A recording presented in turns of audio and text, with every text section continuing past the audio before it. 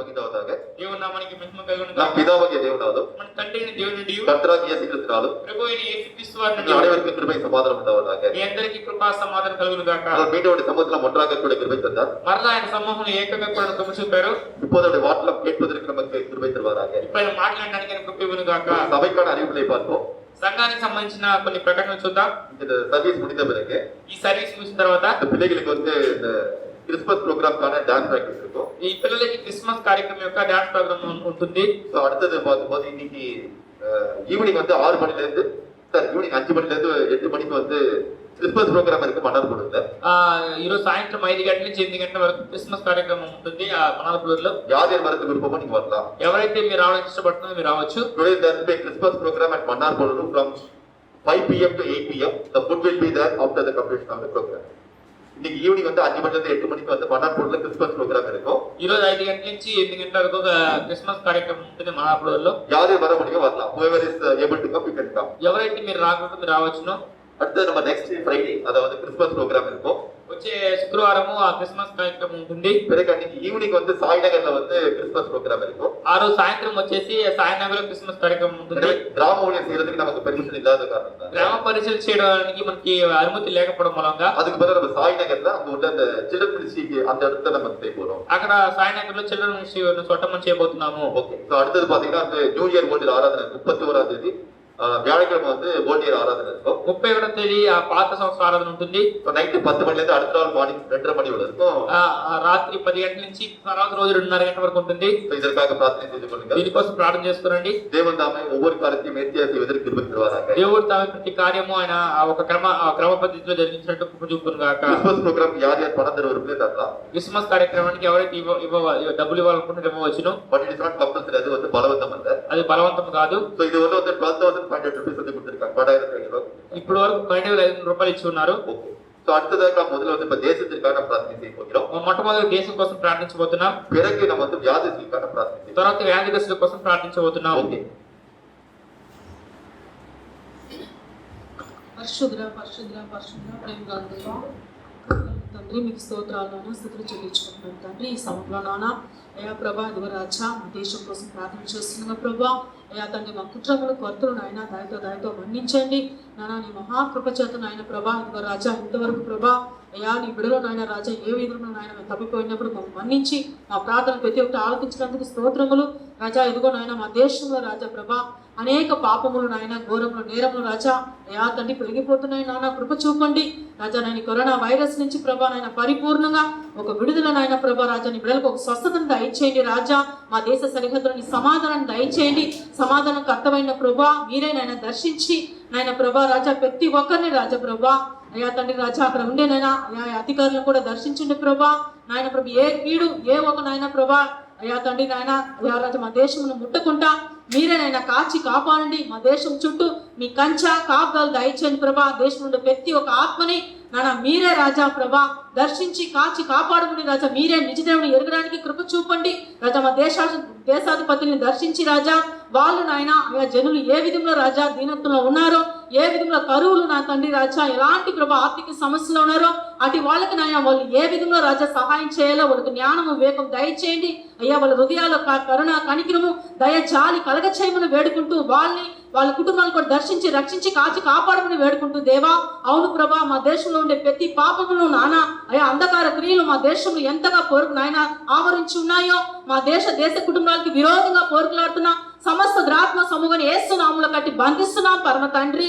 ఆమేన్ రాజా. చిన్న బిడ్డల నుంచి ముదిమి వయసు వచ్చిన వరకు అందరినీ మీకు అప్పగిస్తున్నాం నాయన. నూతనమైన రాజా మరలా ఎలాంటి వైరస్ ఏ ఒక నాయన పెనుగల్లో తుఫానులో రాజా ఏ కీడో మా దేశంలో ముట్టకుండా మీరే కాచి కాపాడమని వేడుకుంటూ నీ నామం ధరించిన బిడ్డలు ఎక్కడెక్కడ సేవ చేస్తున్నారో ప్రభా వాళ్ళందరినీ కూడా దర్శించి వాళ్ళ సేవలను ప్రభా మీరే దీవించి ఆశ్రయించుకుని వేడుకుంటూ నానా అవును ప్రభా రాజా మా దేశాన్ని ఆయన ప్రభా ప్రతి ఒక్క దేశములను ప్రతి ఒక్క నాయన నగరాలను పల్లెలను ఊర్లను అందరినీ ప్రభా దర్శించి మీరు రక్షించి కాచి కాపాడమని వేడుకుంటూ మా సంఘ పెద్దలు కూడా నేను దర్శించిన ప్రభా, అందులో సేవ చేస్తున్న నీ బిడ్డల కుటుంబాలను కూడా దర్శించి నాయన, అదే విధంగా ప్రతి ఒక్క నాయన సేవలు చేసే బిడ్డల కుటుంబాలను దర్శించమని వేడుకుంటూ, నేను మాట చెప్పున నడిచినైనా మంచి పాత్రలుగా వాడబడడానికి రాజా మీరే ఆయన ప్రతి ఒక్కరిని దర్శించి కాచి కాపాడమని వేడుకుంటూ యేసుక్రీస్తు పరిశుద్ధ వారి నామములో ప్రార్థన అడిగి వేడుకుంటున్నాము పరమ తండ్రి. ఆమేన్. హల్లెలూయా. హల్లెలూయా. ಅದರ ಸಭೆಯಲ್ಲಿ ಉಳ್ಳ ವ್ಯಾಧಿಸ್ತು ನಾವು ಪ್ರಾರ್ಥಿಸಬೇಕು. తర్వాత మన సంఘంలో వ్యాధిగ్రస్తుల కోసం ప్రార్థించుకోవాలి. யார் யாருக்கு பலகீனம் இருக்கிறதோ, ఎవరెవరికి ఏ బలహీనత ఉన్నదో, நீங்கள் உங்களுக்கு எங்க பலகீனம் இருக்கோ அங்க உங்களுடைய கையை வைத்துக் கொள்ளலாம். మీకు ఎక్కడైతే బలహీనతలు ఉన్నాయో ఆ చోట మీ చేతులు ఉంచుకోండి. எல்லோருக்கும் பொதுவாக நாம் ప్రార్థించబోతున్నాం. మనందరికీ మనం ప్రార్థన చేయబోతున్నాము. இன்னொரு இடத்துல எஸ்ஐயா 57ஆம் அதிகாரத்துல 19ஆம் வசனத்தை எடுத்துக்கொள்ளுங்கள். అంతపాటు తీసుకుని యెషయా 57వ అధ్యాయం 19వ వచనమును. The book of Isaiah chapter 57 verse 19. தூரமாய் இருக்கிறவர்களுக்கும் சமீபமாய் இருக்கிறவர்களுக்கும் சமாதானம் சமாதானம் என்று கூறும் முதல் மொழி நிச்சயிக்கிறேன், அவர்களை குணமாக்குவேன் என்று கர்த்தர் சொல்கிறார். దూరస్తులకును సమీపస్తులకును సమాధానము అని చెప్పి నేనే వారిని స్వస్థపరిచేదనని యెహోవా సెలవిచ్చుచున్నాడు. 18ஆம் வசனத்தை பார்க்கும்போது 18వ వచనం చూస్తున్నప్పుడు, அவர் வழியை நான் பார்த்து அவர்களை குணமாக்குவேன், அவர்களை நடத்தி திரும்பவும் அவர்களுக்கும் அவர்களை துக்கப்படுகிறவர்களுக்கும் ஆறுதல் அளிப்பேன். నేను వారి మార్గమును చూచి తిని వారిని స్వస్థపరచుదును, వారిని నడిపింతును, వారిలో దుఃఖించి వారిని ఓదార్చుదును. எனவே நம்முடைய வழிகள் தேவனுக்கு முன்பாக செம்மையானதாக இருந்தால், మన మార్గములు దేవుని దృష్టిలో సరైనదిగా ఉంటే தேவன் நமக்கு பரிபூர்ண சுகத்தை தருவேன் என்று சொல்கிறார். దేవుడు మనకి పరిపూర్ణ స్వస్థతను ఇస్తానంటున్నారు. இப்படி யார் யார் சரீரத்தில் இருந்த பலகீனங்கள் இருக்கிறதோ, ఎవరెవరి శరీరంలో ఎటువంటి బలహీనతలు అయితే ఉన్నావో, யாருடைய வாழ்க்கையில் என்ன குறைகள் இருக்கிறதோ, ఎవరెవరి జీవితంలో ఎటువంటి కొరతలు అయితే ఉన్నావో நாம் தேவனை நோக்கி நாம் பார்ப்போம். మన దేవుని వైపు చూసి ప్రార్థిద్దాం. தேவன் நமக்கு சமாதானத்தை தந்து சரீரத்தில் பரிபூர்ண சுகத்தை தருவார். మన సమాధానం ఇచ్చే దేవుడు మన సమాధానం ఇచ్చి మన శరీరంలో పరిపూర్ణ స్వస్థతను ఇస్తారు. ఆమేన్. எங்களை அதிகமாக நேசித்து வைத்த பரலோக பிதாவே, మమ్మల్ని అత్యధికంగా ప్రేమించి నడిపిస్తున్న మా ప్రియ పరలోకపు తండ్రి, உமது பரிசுத்தமுள்ள நாமத்தை ஸ்தோத்திரிக்கிறோம். మీ పరిశుద్ధ నామమును స్తోత్రం చెల్లిస్తున్నాం. இதனால உங்க சமூகத்தில் உங்கள் பிள்ளைகள் ஒவ்வொருவரையும் அதுக்கு அர்ப்பணிக்கிறோம். ఈ రోజు మీ సమూహంలో మీ బిడ్డలందరినీ మీ చేతికి అప్పగిస్తున్నాం. தூரமாக இருப்பவர்களுக்கும் దూరస్తులకును தயமாக இருக்கிற ஒவ்வொருவருக்கும் సమీపస్తులు ఉన్న ప్రతి ఒక్కరికిను உங்க நாமத்தில் சமாதானம் சமாதானம் என்று கட்டளையிடுகிறோம். మీ నామములో సమాధానం ఆజ్ఞాపిస్తున్నాం. அவருடைய வாழ்க்கை சரீர பலகீனத்தை எல்லாவற்றையும் மாற்றி போடுகிறாங்க. వారి జీవితంలో శరీర బలహీనతల్ని తీసివేయము గాక.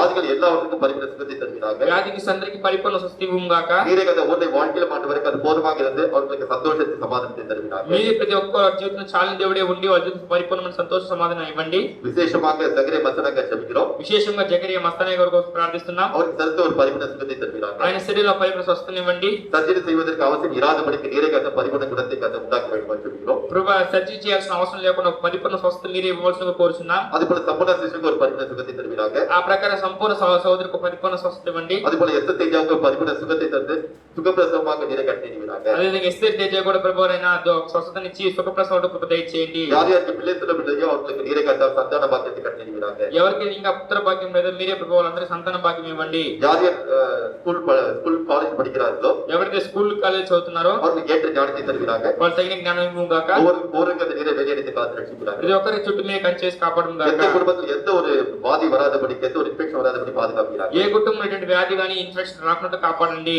உமது கருத்தை ஒவ்வொருவரையும் அர்ப்பணிக்கிறோம். మీ చేతికి మన ప్రతి ఒక్కరిని అప్పగిస్తున్నాం. நீரே ஆசீர்வதித்து வைத்திருக்கிறாங்க. మీరే ఆశ నడిపించండి. உமது நாமத்தின் மூலம் மகிழ்ப்படுத்தி வைத்திருக்கிறாங்க. మీ నామ మమ్మల్ని మహిమపడు కృప దయచేయండి. நல்ல துதிகரமாக அவற்றை பற்றி செலுத்துகிறோம். సంస్తుతి మహిమ గంటల నామం చెల్లిస్తున్నాం. மீட்பு ரட்சிகரமாக இயேசு ஜெபத்தின் நல்ல பிதாவே, విమోచన రక్షణ యేసుక్రీస్తు వారి ప్రశ్న మా ప్రియ పరలోక తండ్రి. ஆமென். ఆమేన్. ஹல்லேலூயா. హల్లెలూయా. தேவநாமத்திற்கு மகிமையாக దేవుని మహిమ కలుగును గాక. இப்போது நம்ம தேவனை போல தீர்க்கதரிசனமாக பேசின வார்த்தைகளை பார்க்க போகிறோம். దేవుడు నేడు అంత ప్రవచనంగా మాట్లాడిన మాటలు ఏంటో మనం చూడబోతున్నాం. Today the God has spoken in the prophetic word from the book of John chapter 15.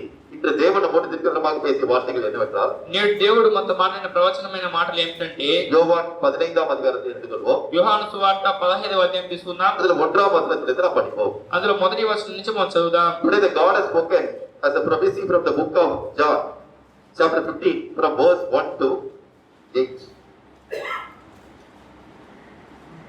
నేను నిజమైన ద్రాక్షావల్లిని, నా తండ్రి వ్యవసాయకుడు. So ஆண்டவர் இயேசு கிறிஸ்து ஒரு உபமானம் மூலமாக நமக்கு ஒரு காரியத்தை சொல்கிறார். ప్రభు అయిన యేసుక్రీస్తు వారు ఆయన ఉపమానముగా మన కార్యాన్ని తెలియజేస్తున్నారు. நம்முடைய பிதாவாகிய தேவன் ஒரு திராட்சை தோட்டக்காரராக இருக்கிறார். మన తండ్రి అయిన దేవుడు ఒక ద్రాక్ష తోటకి వ్యవసాయకుడుగా ఉన్నాడు. So நம்முடைய ஆண்டவர் இயேசு கிறிஸ்து திராட்சை செடியாக இருக்கிறார். మన ప్రభు అయిన యేసుక్రీస్తు వారు ఆయన ద్రాక్ష చెట్టుగా ఉన్నాడు, ద్రాక్ష వల్లిగా ఉన్నాడు. நாம் அந்த திராட்சை செடியில் கொடிகளாக இருக்கிறோம். మన ద్రాక్ష వల్లిలో మన తీగలే ఉన్నాం. నాలో ఫలింపని ప్రతి తీగను ఆయన తీసి పారవేయును. ఫలించు ప్రతి తీగె మరి ఎక్కువగా ఫలింపవలనని దానిలోని పనికిరాని తీగలను తీసివేయును. இது ரெண்டு விதமான ஜனங்களை குறித்து அவர் சொல்கிறார். ఇందులో రెండు రకాలైన ప్రజల గురించి దేవుడు చెప్తున్నాడు. அதாவது கொடிகளாக இருக்கிற ஜனங்கள், ஒன்று தேவனுக்காக கனி தருகிற ஜனங்கள், அடுத்தது தேவனுக்கு கனி கொடாத ஜனங்கள். ఇక్కడ వచ్చి ఫలించే తీగలు, ఫలించే తీగలు.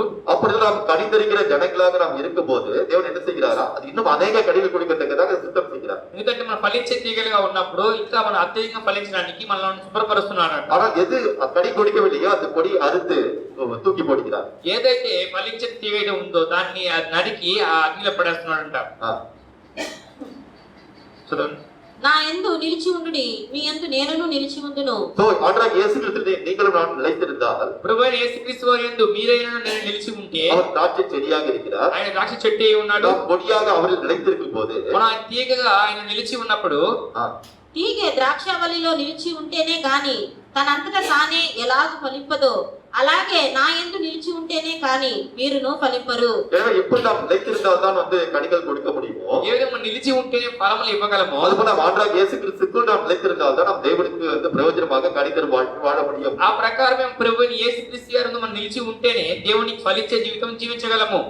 ద్రాక్షావల్లిని నేను, తీగలు మీరు. ఎవరు నా యందు నిలిచి ఉండునో, నేను ఎవని యందు నిలిచి ఉండునో వాడు బహుగా ఫలించును. నాకు వేరుగా ఉండి మీరేమీ చేయలేరు. సో நாம் இயேசு கிறிஸ்துவில் நிலைத்திருக்கும் போது, మన యేసుక్రీస్తు వారి యందు నిలిచి ఉన్నప్పుడు அப்போதான் கனியை நாம் தர முடியும். అప్పుడే మనం ఫలములు ఇవ్వగలము. நாம் நம்மால் தனியாக எந்த ஒரு காரியம் செய்ய முடியாது. మన మూలంగా ఒంటరి ఏ కార్యం చేయలేము. எப்படி ஒரு திராட்சை கொடி தனியாக ஒன்றும் செய்ய முடியாதோ, ఏది ఒక ద్రాక్ష తీగ ఒంటరి ఏమేది చేయలేదో, அதுபோல் நாமும் இயேசு கிறிஸ்து இல்லாமல் ஒன்றும் செய்ய முடியாது. మనము కూడా యేసుక్రీస్తు వారి లేకుండా ఏమీ చేయలేము. ఎవడైనను నా యందు నిలిచి ఉండని ఎడల వాడు తీగ వలె బయట పారవేయబడి ఎండిపోవును.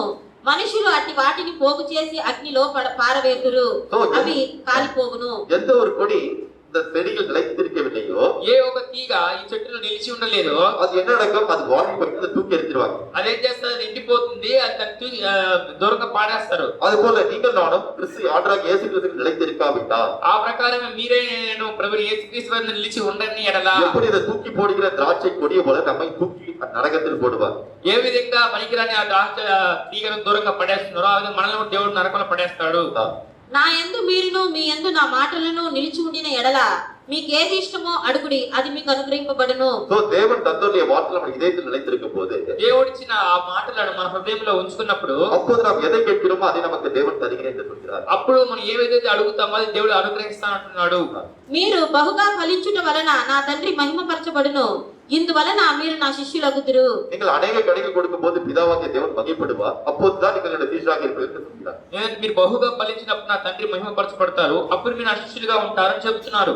முக்கியமாக இன்றைக்கு ஆண்டவராகிய இயேசு கிறிஸ்து நம்மோடு பேசின காரியம் என்னவென்றால், ముఖ్యంగా ప్రభువైన యేసుక్రీస్తు వారు మనతో మాట్లాడిన మాటలు ఏంటంటే, நாம் ஆண்டவராகிய இயேசு கிறிஸ்துவில் நிலைத்திருக்கும் போது, మనము ప్రభువైన యేసుక్రీస్తు వారు నిలిచి ఉన్నప్పుడు, அவருக்காக அநேக கனிகள் கொடுக்க வேண்டும் என்ற எண்ணங்கள் நம் மனதில் இருக்கும் போது, ఆయన కొరకు అనేక ఫలములు ఇవ్వవలనే ఒక తలంపు మన హృదయంలో ఉన్నప్పుడు, அதுபடி நம்முடைய வாழ்க்கை நாம் அர்ப்பணிக்கும் போது, ఆ ప్రకారం మన జీవితాన్ని అప్పగించుకున్నప్పుడు, நம்முடைய வாழ்க்கை தேவனால் ஆசீர்வதிக்கப்பட்டு என்ன செய்வோம், நாம் ஆசீர்வாதமான ஒரு வாழ்க்கைக்குள்ளாக நடப்போம். మన దేవుని మూలంగా ఆశించబడి ఆశీర్వాదకరమైన ఒక జీవితంలో నడుస్తాము. அப்போது நாம் கேட்கிற ஒவ்வொரு காரியத்தையும் நமக்கு அனுகிரகம் செய்வார் என்று சொல்கிறார். అప్పుడు మనం అడిగే ప్రతి కార్యం దేవుడు అనుగ్రహిస్తానని చెప్తున్నాడు. ஆனால் அவருக்கு கனி தராத வாழ்க்கை, அவருக்கு பிரயோஜனம் இல்லாத வாழ்க்கை வாழும்போது, ఆయనకి ఫలింపని జీవితము, ఆయన ప్రయోజనం లేని జీవితం జీవిస్తే, நம்முடைய வாழ்க்கை தேவனால் என்ன செய்யும், சபிக்கப்பட்ட வாழ்க்கையாக இருக்கும். మన దేవుని చేత ఏమో శపింపబడిన వారుగా ఉంటాం. இதைத்தான் தேவனை போட்டு பேசினார். ఈ విషయమే దేవుడు మనతో మాట్లాడారు. நேராக இந்த நாள் செய்திக்குள்ளாக நடந்துப்போம். నేరుగా ఈ రోజు మనం చేసే వర్తమానంలోకి వెళ్దాం. என்னோட எடுத்துக்கொள்ளுங்க. అంతవరకు తీసుకోనండి. The book of Isaiah chapter 32 verse 15. The book of Isaiah. యెషయా గ్రంథము 32వ అధ్యాయము. ஏசாயா 32వ అధ్యాయం 15వ వచనం. The book of Isaiah chapter 32 verse 15. 32వ అధ్యాయం 15వ వచనము. உன்னதத்தில் இருந்து ஆத்து ஊற்றப்படும் மட்டும் அப்படியே இருக்கும். அப்போது மகாந்திரம் செழிப்பான வயல்வெளியாகும். అరణ్యము ఫలభరితమై భూమిగాను, ఫలభరితమైన భూమి వృక్షముగాను నుండును. పైనుండి మన మీద ఆత్మ కుమ్మరింపబడే వరకు నగరి విడవబడును. జన సమూహములు முக்கியமான காரியம் என்ன சொல்கிறார் என்றால், చూడండి ముఖ్యమైన కార్యం ఏం చెప్తున్నారంటే, until the spirit is poured upon us from on high and the wilderness becomes a fruitful field. அதாவது தேவனுடைய பரிசுத்த ஆவியானவர் மேலிருந்து ஊற்றப்படும் போது, పైనుండి దేవుని యొక్క పరిశుద్ధాత్మ కుమ్మరింపబడినప్పుడు வனாந்திரமாக இருக்கிற வாழ்க்கை எப்படி ஆகும், செழிப்பாக மாறும். ఇప్పుడు అరణ్యమైన ఒక జీవితము ఏ విధంగా అవుతుంది, పచ్చదనముగా మారుతుంది.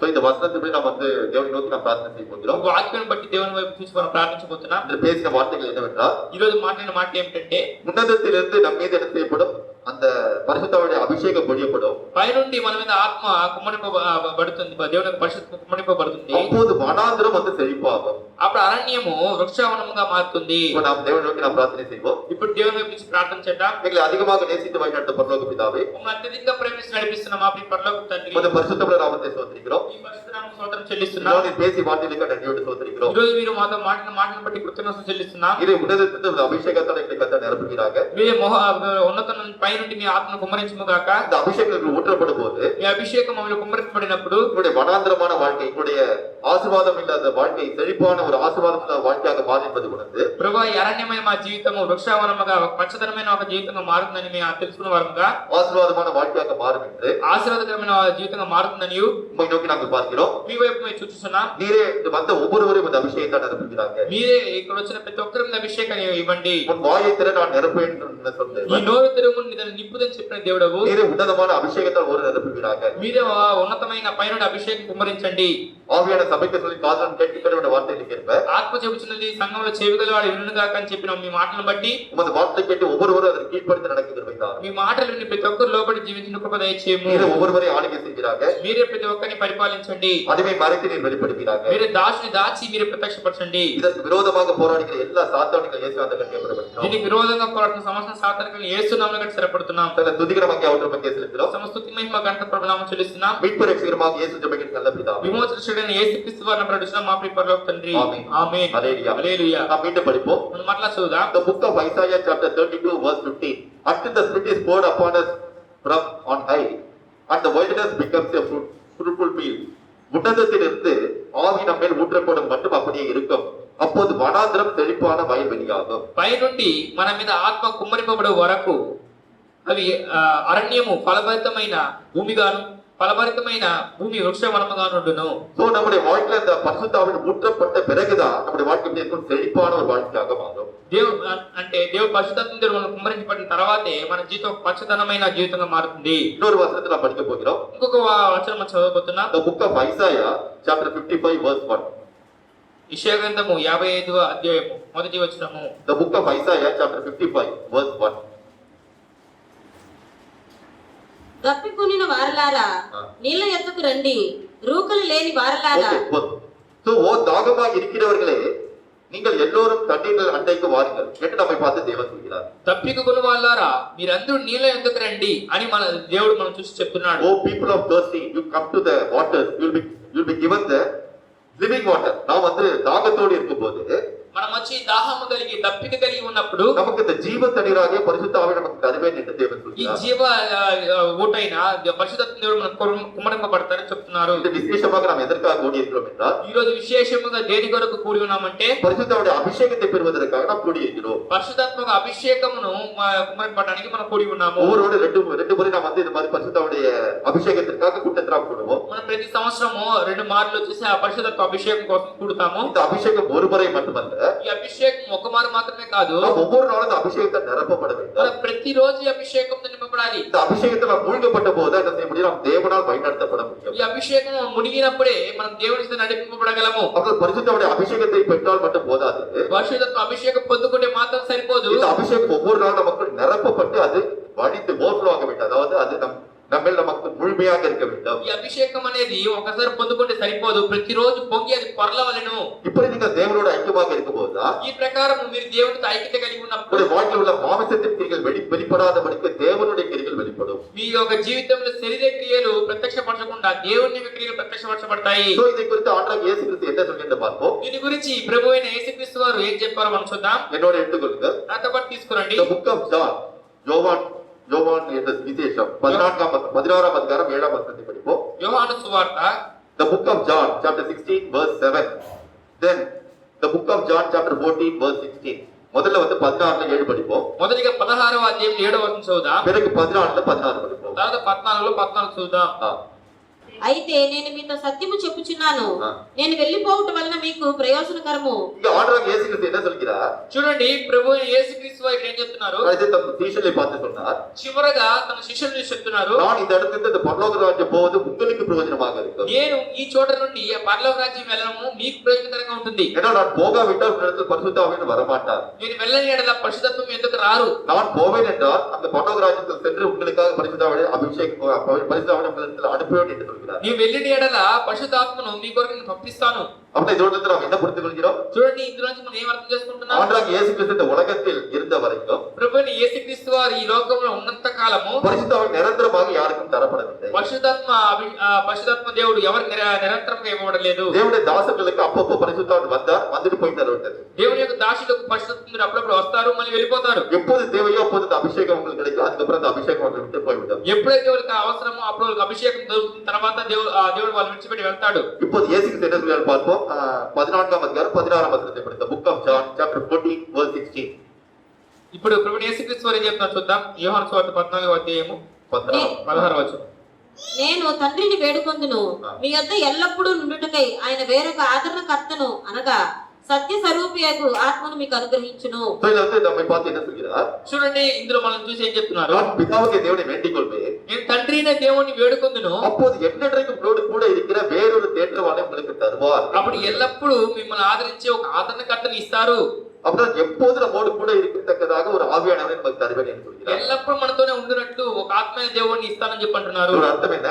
అర్థం ఏంటి? நம்மோடு கூட என்னென்றைக்கும் அந்த பரிசுத்த ஆவி கூட நம்மோடு வாசமாக இருக்க வேண்டும். మన ఎల్లప్పుడూ పరిశుద్ధాత్మ దేవుడు మనతో నివాసం ఉండాలి. அதைத்தான் வந்து தேவன் சொன்னார். ఆ విషయాన్ని దేవుడు చెప్తున్నాడు. நான் உங்களுக்குள் வாசமாக இருந்து నేను మీలో నివాసం ఉండి உங்கள் மத்தியில் உலாவி మీ మధ్యలో సంచరించి உங்கள் தேவனாக இருப்பேன், మీ దేవుడే ఉండును, நீங்கள் ஜனமாக இருப்பீர்கள். మీరు నా జనులై ఉండును. அதாவது நமக்குள் வாசமாக இருப்பதற்கு நாம் தேவனுடைய ஆலயமாக நாம் இருக்க வேண்டும்.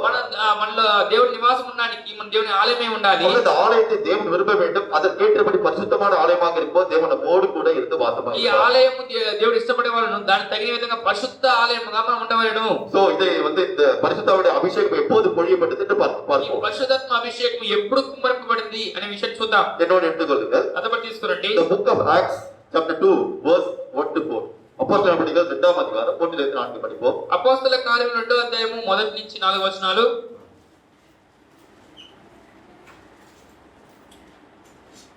The book of Acts chapter 2 verse 1 to 4. இது படிப்பதற்கு முன்பாக ஒரு சின்ன காரியத்தை பார்த்துவிட்டு நாம் படிப்போம். దీన్ని చదవడానికి మునుపు ఒక చిన్న కార్యమును చూసి మనం చదువుదాం. ஆண்டவராக இயேசு கிறிஸ்து தம்முடைய சீஷர்களை பார்த்து என்ன சொன்னார்? ప్రభువైన యేసుక్రీస్తు వారు ఆయన శిష్యులను చూసి ఏం చెప్పారు? நீங்கள் எருசலேமை விட்டு எங்கு போகாமல் இங்கே தரித்திருங்கள். మీరు యెరూషలేము నుంచి వేరే చోటికి ఎక్కడికి వెళ్ళకుండా ఇక్కడే ఉండండి. என்னுடைய பிதா உங்களுக்கு வாக்குத்தத்தம் பண்ணின அந்த பரிசுத்தாவியை பெற்றுக்கொள்ளும் வரையில் నా తండ్రి మీకు వాగ్దానం చేసిన ఆ పరిశుద్ధాత్మను పొందుకున్న వరకు நீங்கள் ஒரு இடத்தில் கூடி அதற்காக நீங்கள் பிரார்த்தனை செய்கிறது. మీరందరూ ఒక చోట కూడి దాని కొరకు ప్రార్థన చేయండి. அதுபோல நீங்கள் 1ஆம் அதிகாரத்தில் நீங்கள் பார்க்கும்போது ఆ ప్రకారం మీరు మొదటి అధ్యాయం చూసినప్పుడు 120 பேர்கள் சீஷர்கள் ஒரு இடத்துல, அதாவது ஒரு மேலறை வீட்டில் ஃபர்ஸ்ட் ஃப்ளோர்ல ஒரு வீட்ல மேல மாடியில என்ன செய்வாங்க? 120 మంది శిష్యులు ఏం చేస్తున్నారు? ఒక పైన ఒక మెత్తి మీద కూడి వాళ్ళు ఏం చేస్తున్నారు? ஏக மனதோடு பிரார்த்தனை செய்வார்கள். ఏక మనసుతో ప్రార్థన చేస్తున్నారు. ஒரு நாள் அல்ல, 2 நாள் அல்ல, 50வது நாள் வரலும் அவர்கள் பிரார்த்தனை செய்தார்கள். ఒక రోజు కాదు, 2 రోజులు కాదు, 50 దినములు వాళ్ళు ప్రార్థన చేస్తున్నారు. இயேசு கிறிஸ்து மரித்து உயிரோடு எழுந்த பிறகு 50வது நாள், that is the Pentecostal day, பெந்தெகோஸ்தே நாளில் ప్రభువు యేసుక్రీస్తు వారు మరణించి ప్రాణంతో లేచి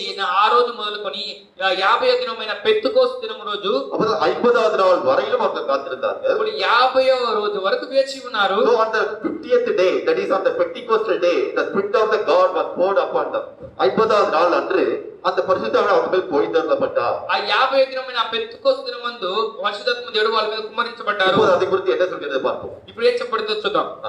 పెంతెకోస్తు పండుగ దినము వచ్చినప్పుడు అందరూ ఒక చోట కూడి ఉండిరి. இந்த 120 சீஷர்களும் ஒரே இடத்தில் கூடி இருக்காங்க. ఈ 120 శిష్యులు ఒకే చోట కూడి ఉన్నారు. அப்போ ஏக மனதோடு தேவனை நோக்கி பிரார்த்தனை వాళ్ళు செய்கிறார்கள். ఏక మనసుతో దేవుని చూసి ప్రార్థన చేస్తున్నారు. ஆண்டவராக இயேசு கிறிஸ்து தந்த கட்டளையின்படி ప్రభువు యేసుక్రీస్తు వారు ఇచ్చిన ఆజ్ఞ ప్రకారం அந்த அபிஷேகத்தை எங்களுக்கு தந்தீராக என்று பிரார்த்தனை ఈ செய்கிறார்கள். అభిషేకం మాకు ఇవ్వడం దాకా అని ప్రార్థన చేస్తున్నారు. அவர்கள் 50 நாட்கள் காத்திருந்த போது அந்த பெந்தெகோஸ்தே நாளில் அவர்களுக்கு அபிஷேகம் ஊற்றப்படுகிறது. వాళ్ళకి 50 రోజులు వేచిన తర్వాత ఆ పెంతెకోస్తు దినమందు వాళ్ళకి అభిషేకం కుమ్మరించబడుతుంది. అప్పుడు వేగముగా వీచు బలమైన గాలి వంటి ఒక ధ్వని ఆకాశము నుండి అకస్మాత్తుగా వారు కూర్చుండి ఉన్న ఇల్లంతయు నిండెను. మరియు అగ్ని జ్వాలల వంటి నాలుకలు విభాగింపబడినట్టుగా వారికి కనపడి వారిలో ఒక్కొక్కని మీద వ్రాలగా அக்னிமயமான நாவுகளுடைய கண்களுக்கு தென்பட்டது, ஒவ்வொரு மேலும் அந்த அக்னிமய நாவுகள் அமர்ந்தது. అగ్నిజ్వాల వంటి నాలుగులు విభాగింపబడి ఉన్నట్లు వారికి కనబడి వాళ్ళు ఒక్కొక్కరి మీద రాలగా. சோ அப்படி அவங்க மேல் அபிஷேகம் வந்த பிறகு ఆ ప్రకారం వాళ్ళకి అభిషేకం వచ్చిన తర్వాత அவங்க பற்பல பாஷைகளை பேசினார்கள். వారు అన్య భాషలు అనేక భాషలు మాట్లాడారు. அந்நிய భాషలు என்ன அர்த்தம்? అన్య భాషలకు అర్థం ఏంటి? நமக்கு புரியாத பாஷை அல்ல, మనకు అర్థం కాని భాష కాదు. அவர்கள் பார்த்த பல மொழிகளில் பல பாஷைகளில் பேசினார்கள். వాళ్ళు అనేక రకములైన భాషలతో మాట్లాడారు. அவர்கள் எபிரேய மொழியை சேர்ந்தவர்களாக இருந்த போதும் వాళ్ళు హెబ్రీయులకు సంబంధించిన వారైనప్పటికీ கிரேக்க பாஷையில் பேசினார்கள். గ్రీకు భాషలో మాట్లాడారు. அங்கு மற்ற ஜனங்கள், அருகாமையில் இருந்த ஜனங்கள் லத்தீன் பாஷையில் பேசினார்கள். అక్కడ అరబిక్ భాష, అరబిక్ భాష మాట్లాడారు. இப்படி பல பாஷையில் பேசினார்கள். ఈ ప్రకారం అనేక రకమైన భాషలు మాట్లాడారు. இதுல நமக்கு தேவன் என்ன வெளிப்படுத்துறார் என்றால், ఇందులో దేవుడు మనకి ఏం బయలుపరుస్తున్నారంటే, இந்த பெந்தெகோஸ்து நாள் தொடங்கிதான் என்ன செய்தது? இந்த பரிசுத்த ஆவியானவர் ஊற்றப்பட்டார். ఈ పెంతెకోస్తు దినం రోజు మొదలుకొని పరిశుద్ధాత్మ కుమ్మరించబడ్డారు. எனவே உங்களை பார்த்து கேட்பாங்க, சபை எப்படிப்பட்ட சபை, என்ன சபை எப்படி கேட்பாங்க? అప్పుడు చాలా మంది అడగవచ్చు మిమ్మల్ని, మీ ఎటువంటి సంఘం ఇది? பெந்தெகோஸ்து சபையா, పెంతెకోస్తు సంఘమా, இல்ல லூத்தரன் சர்ச்சா? లోతన సంఘమా? அப்படின்னா என்ன அர்த்தம்? అర్థం ఏంటి? நீங்க விக்கிரக ஆராதனை செய்யற சபையா, మీరు విగ్రహారాధన చేసే సంఘమా, இல்ல பரிசுத்தாவுடைய வழிநடத்தல் படி நடக்கிற சபையா? పరిశుద్ధాత్మ దేవుని యొక్క నడుపుదల నడిచే సంఘమా? சோ பெண்டிகோஸ்து சபையாக நாம் இருக்கிறோம். அதாவது அந்த பரிசுத்தாவை நாம் விசுவாசித்து அவர் நாம் பெற்றுக்கொள்கிற சபையாக இருக்கிறோம். మనము పరిశుద్ధాత్మ దేవుని పొందుకొని ఆయన ప్రకారం నడుచుకునే సంఘముగా ఉన్నాము. ஓகே, அப்படி என்றால் பரிசுத்த ஆவியினர் அதற்கு பிறகு ஒவ்வொரு மேலும் ஊற்றப்பட்டார் என்று பார்க்கிறோம். ఆ ప్రకారం పరిశుద్ధాత్ముడు వాళ్ళందరి మీద కుమ్మరింపబడ్డారని చూస్తున్నాం. So, இந்த பரிசுத்தாவினுடைய அந்த வரவு எப்படி இருக்குன்னு முதல்ல நாம் புரிந்து கொள்வோம். పరిశుద్ధాత్మ ఒక వరం ఎలా ఉంటుంది మనం అర్థం చేసుకోవాలి. நாம் எப்போது நாம் வந்து எல்லோரும் பேப்டிசம் எடுத்தோமோ, ఎప్పుడైతే మనం అందరం బాప్తిజం అయితే పొందామో முதல்ல நாம் என்ன செய்கிறோம்? మొదట మనం ఏం చేస్తున్నాం? First we are in Christ. நாம் எல்லோரும் கிறிஸ்துவுக்குள்ளாக நாம் வருகிறோம். మనందరం మొదటిగా క్రీస్తునందు మనం వస్తున్నాం. என்னோடு எடுத்துக்கொள்ளுங்கள். నాతో పాటు తీసుకురండి. The book of Galatians chapter 3 verse 27. கலாத்தியர்கள் நிருபம் 3ஆம் அதிகாரம் 27ஆம் வசனம். The book of Galatians chapter 3 verse 27. గలతీయులకు రాసిన పత్రిక 3వ అధ్యాయము 27వ వచనము. நீங்கள் நாம் எப்போது பேப்டிசம் எடுத்தோமோ, మీరు నేను ఎప్పుడైతే బాప్తిజం అయితే పొందామో, பாவ மன்னிப்பு கேட்டு மனம் திரும்புதல் கேட்ட ஞானஸ்நானத்தை நாம் எப்போது எடுத்தோமோ, పాప క్షమాపణ నిమిత్తము మారు మనసు పొంది ఎప్పుడైతే బాప్తిజం పొందామో, நாம் எல்லோரும் கிறிஸ்துவுக்குள் வந்து விட்டோம். మనం క్రీస్తునందు వచ్చేసాం. அதாவது அவருடைய நாமத்தில் யார் யார் பேப்டிசம் எடுத்தார்களோ எல்லோரும் கிறிஸ்துவை தரித்துக் கொண்டீர்கள் என்று சொல்கிறார். వారు ఆయన నామములో ఎవరైతే బాప్తిజం పొందారో వాళ్ళందరూ క్రీస్తుని ధరించుకున్నారు అని చెప్తున్నారు. It means whoever is taking baptism, they all put up Jesus Christ. அதாவது நாம் கிறிஸ்துவுக்குள் நாம் எல்லோரும் வந்து விட்டோம். మనందరూ క్రీస్తునందు మనందరం వచ్చి ఉన్నాము. இதோட அர்த்தம் என்னன்னா, దీని అర్థం ఏంటంటే நமக்கு தலையாக இயேசு கிறிஸ்து இருக்கிறார். మనకి తలగా యేసుక్రీస్తు వారు ఉన్నారు. நாம் எல்லோரும் ஒரு சரீரமாக இருக்கிறோம். మనందరం ఆయన శరీరముగా அந்த ఉన్నాము. கிறிஸ்துவுக்குள் நாம் எல்லோரும் வந்து விட்டோம். మన క్రీస్తునందు మనందరం వచ్చి ఉన్నాము. கிறிஸ்துவுக்குள் வந்தது மட்டும் முக்கியமல்ல, క్రీస్తునందు వచ్చి రావడం ముఖ్యం కాదు. அடுத்தது நாம் என்ன செய்யணும்? நமக்குள் கிறிஸ்து வர வேண்டும். తర్వాత మనలో క్రీస్తు రావాలి. நான் சொல்ல புரியுதா உங்களுக்கு? నేను చెప్పేది మీకు అర్థమవుతుందా? First நாம் we are in Christ. நாம் கிறிஸ்துவுக்குள்ள நம்ம இப்ப இருக்கோம். మొదటిగా మనము క్రీస్తునందున్నాము. இப்போ நமக்குள் கிறிஸ்து வரணும். The Christ should come inside us. ఇప్పుడు క్రీస్తు మనలో రావాలను. இப்போ ரெண்டாவது நம்ம பார்க்கிறோம் கிறிஸ்டியனஸ். நமக்குள்ள கிறிஸ்து வரணும். రెండవ కార్యం ఏంటి? క్రీస్తు మనలో రావాలను. அதற்கு இயேசு கிறிஸ்து என்ன சொல்றார்? நம்மை பார்த்து என்ன சொல்றார்? దానికి యేసుక్రీస్తు వారు మనం చూసి ఏం చెప్తున్నారు చూద్దాం. என்னோட எடுத்துக்கொள் the book of Revelation chapter 3 అర్థం తీసుకోండి. ప్రకటన గ్రంథము 3వ అధ్యాయము 20வது வசனம். The book of Revelation chapter 3 verse 20. 3వ అధ్యాయము 20వ వచనము.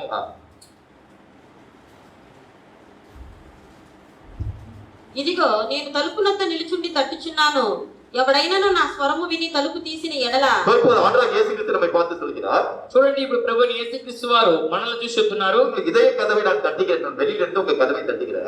అంటే బయట నుంచి మీ హృదయ తలుపులను తట్టుతున్నాను. நம்முடைய தேவன் எப்படிப்பட்டவர்? Is gentleman God. அவர் எப்படிப்பட்டவர்? அவர் ஜென்டில்மேனாக இருக்கிறார். మన దేవుడు ఎలాంటి వాడు? ఆయన ఒక సత్ప్రవర్తన కలిగిన వాడు. ఎలా తలుపు తట్టుతున్నాడు? இப்ப என்ன இருந்தா, అర్థం ఏంటి? சில பேர் வீட்டுல கதவோட தட்ட மாட்டாங்க, நேரம் வந்துருவாங்க. కొంతమంది చూసినట్లయితే తలుపు కూడా తట్టరు, ఇంటి లోపలికి వెంటనే వచ్చేస్తూ ఉంటారు. மாநிலமே தெரியாது. ஏன்னா வீட்டுக்குள்ள எப்படி இருக்காங்க, அத ஒழுங்கா வந்து இருக்காங்களா, ட்ரெஸ் போட்டு இருக்காங்களா தெரியாது. ఇంట్లో సగం ఉన్నారా లేదా వస్త్రాలు వేసుకున్నారా అది కూడా తెలియదు. அப்புறம் என்ன அர்த்தம்? கதவு தட்டு கமிங் அப்படி அந்த உள்ள வரலாமா அப்படின்னு நீங்க ஒரு பர்மிஷன் கேட்டு வரும். అంటే ఏంటి? తలుపు తట్టి మేము లోపలికి రావచ్చునా అని అడిగి రావాలి. அதுக்கு தான் காலிங் பெல் இருக்கு. అందుకే కాలింగ్ బెల్ ఉంది. அதே போல ஆண்டவர் இயேசு கிறிஸ்து நம்மை பார்த்து சொல்கிறார், అందుకే ప్రభు యేసుక్రీస్తు వారు మనం చూసి చెప్తున్నారు, இதோ வாசல் நின்று கதவை உள்ள இதயத்துக்கு வெளியே நான் வந்து நின்று உனக்கு இதயத்தை தட்டுகிறேன். ఇదిగో నీ హృదయ తలుపులు బయట నిలబడుకుని హృదయ తలుపు తట్టుతున్నాను. உன்னுடைய சத்தத்தை நீ கேட்டு உன்னுடைய இதயத்தை திறந்து என்னை நீ நீ அனுமதித்தால் నువ్వు నా యొక్క శబ్దమును నా స్వరమును విని నీ హృదయ తలుపును తెరిచి నన్ను అనుమతించినట్టయితే நான் உன்னோடு இருந்து என்ன செய்வேன் உன்னை நான் வழி நடத்துவேன். నేను నీలో మీ ఇంటికి వచ్చి నీతోనే ఉండి నిన్ను నడిపిస్తాను. அந்த முதல்ல நாம் என்ன செய்விட்டோம், நாம் எல்லோரும் பேப்டிஸ்ட் எடுத்த பிறகு நாம் கிறிஸ்துவுக்குள் வந்து விட்டோம். అంటే మొదటికి ఏంటి, మనం బాప్తిజం పొందుకొని మన క్రీస్తు లోపలికి మనం వచ్చాము. இப்போது கிறிஸ்து நமக்குள் வர வேண்டும். ఇప్పుడు క్రీస్తు మన లోపలికి రావాలి. அதற்காக தான் நாம் என்ன செய்யணும், பரிசுத்தாவினுடைய கூடுகைக்காக நாம் கூடி இருக்கோம். అందుకే పరిశుద్ధాత్మ యొక్క కూడిక వరకు మనం కూడి ఉన్నాము. So the whole, அதாவது இந்த பரிசுத்த ஆவி நமக்கு வாழ்க்கையில் மிகவும் அவசியம். ஏன் என்று பார்க்க போகிறோம். ఈ పరిశుద్ధాత్మ మన జీవితంలో చాలా ముఖ్యము. ఎందుకు అవసరము అని చూడబోతున్నాము. முதல் காரியத்தை பார்க்க போகிறோம். మొదటి కార్యం ఏం చూడబోతున్నామంటే, Holy Spirit is must in our life. Why? நம்முடைய வாழ்க்கையில் ஏன் మన జీవితంలో ఎందుకు ஏன் மிகவும் அவசியம் அப்படிங்கறத பார்க்க போகிறோம். ఎందుకు మన జీవితంలో పరిశుద్ధాత్ముడు చాలా ముఖ్యము. மூன்று காரியங்களுக்கு மிக முக்கியம் என்று பார்க்க போகிறோம். మూడు కార్యములకు చాలా ముఖ్యమని చూస్తున్నాం. முதல் காரியம் என்னவென்றால், మొదటి కార్యం ఏమిటంటే, என்னோடு எடுத்துக்கொள்ளுங்கள். అదొకటి తీసుకురండి. The book of John chapter 3 verse 5. యోహాను సువార్త 3వ అధ్యాయం 5వ వచనము.